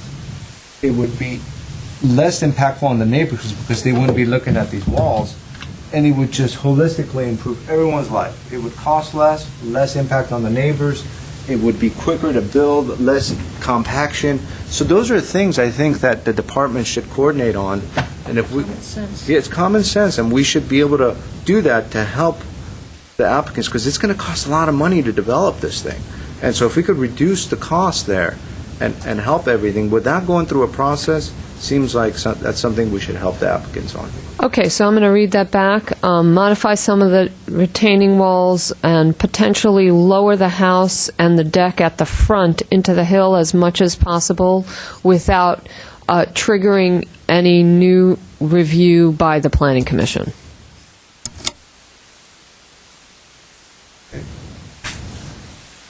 Anybody care to make a motion? Well, have we gone through all the conditions? So I believe. So it's a return for redesign with those conditions. I move to approve the project for return for redesign with those conditions that state. I'll second that. Okay. Moved and seconded. Roll call, Was a motion by Board Member Simonian to have the project come back as a return for redesign, and second by Ms. Palmer. Ms. Palmer? Yes. Mr. Insua? Yes. Mr. Simonian? Yes. And Chairman Ellis? Aye. Motion passes 4-0. Thank you. All right. All right, we have two sets of minutes to look at this evening. We do. I have them right First here. in January 26th of this year. January 26th. Oh, well, I wasn't absent. I can't talk about it. You cannot, but we can still vote if. Yeah. Still vote if. I can still I sign would it. move to approve. Okay. There's a second. Either of you gentlemen? Second. Second? There we go. Okay, motion to approve the minutes of January 26, 2012. Roll call. Ms. Palmer. Mr. Insua. Yes. Mr. Simonian. Yes. Mr. Ellis. I abstain. Can I sign it, even though I'm abstaining on it? Is that, as the chair of the board, is that a problem? Good question. I'm not sure. Why don't you pass the gavel just to be on the safe side? So You opened your mouth first, sir. Here you go. so we don't have to go through it again. Yeah, thank you. There's a pen. All right. And then the second one, Mr. Insua, you can leave early because you weren't here. All right. Thank you. So we got February 9th. February 9th. I move to approve. All right. Is there a second? I'll second it. I'm sorry, who was that? Mr. Simonian. Thank you. All right. Motion to approve the minutes of February 9, 2012. Roll call. Ms. Palmer? Yes. Mr. Simonian? Yes. Mr. Insua? Wasn't here. And Mr. Ellis? Yes. Great. All right. Any other business? Any other comments? I don't have any, no. See you all in 2 weeks. Yes. Thank you.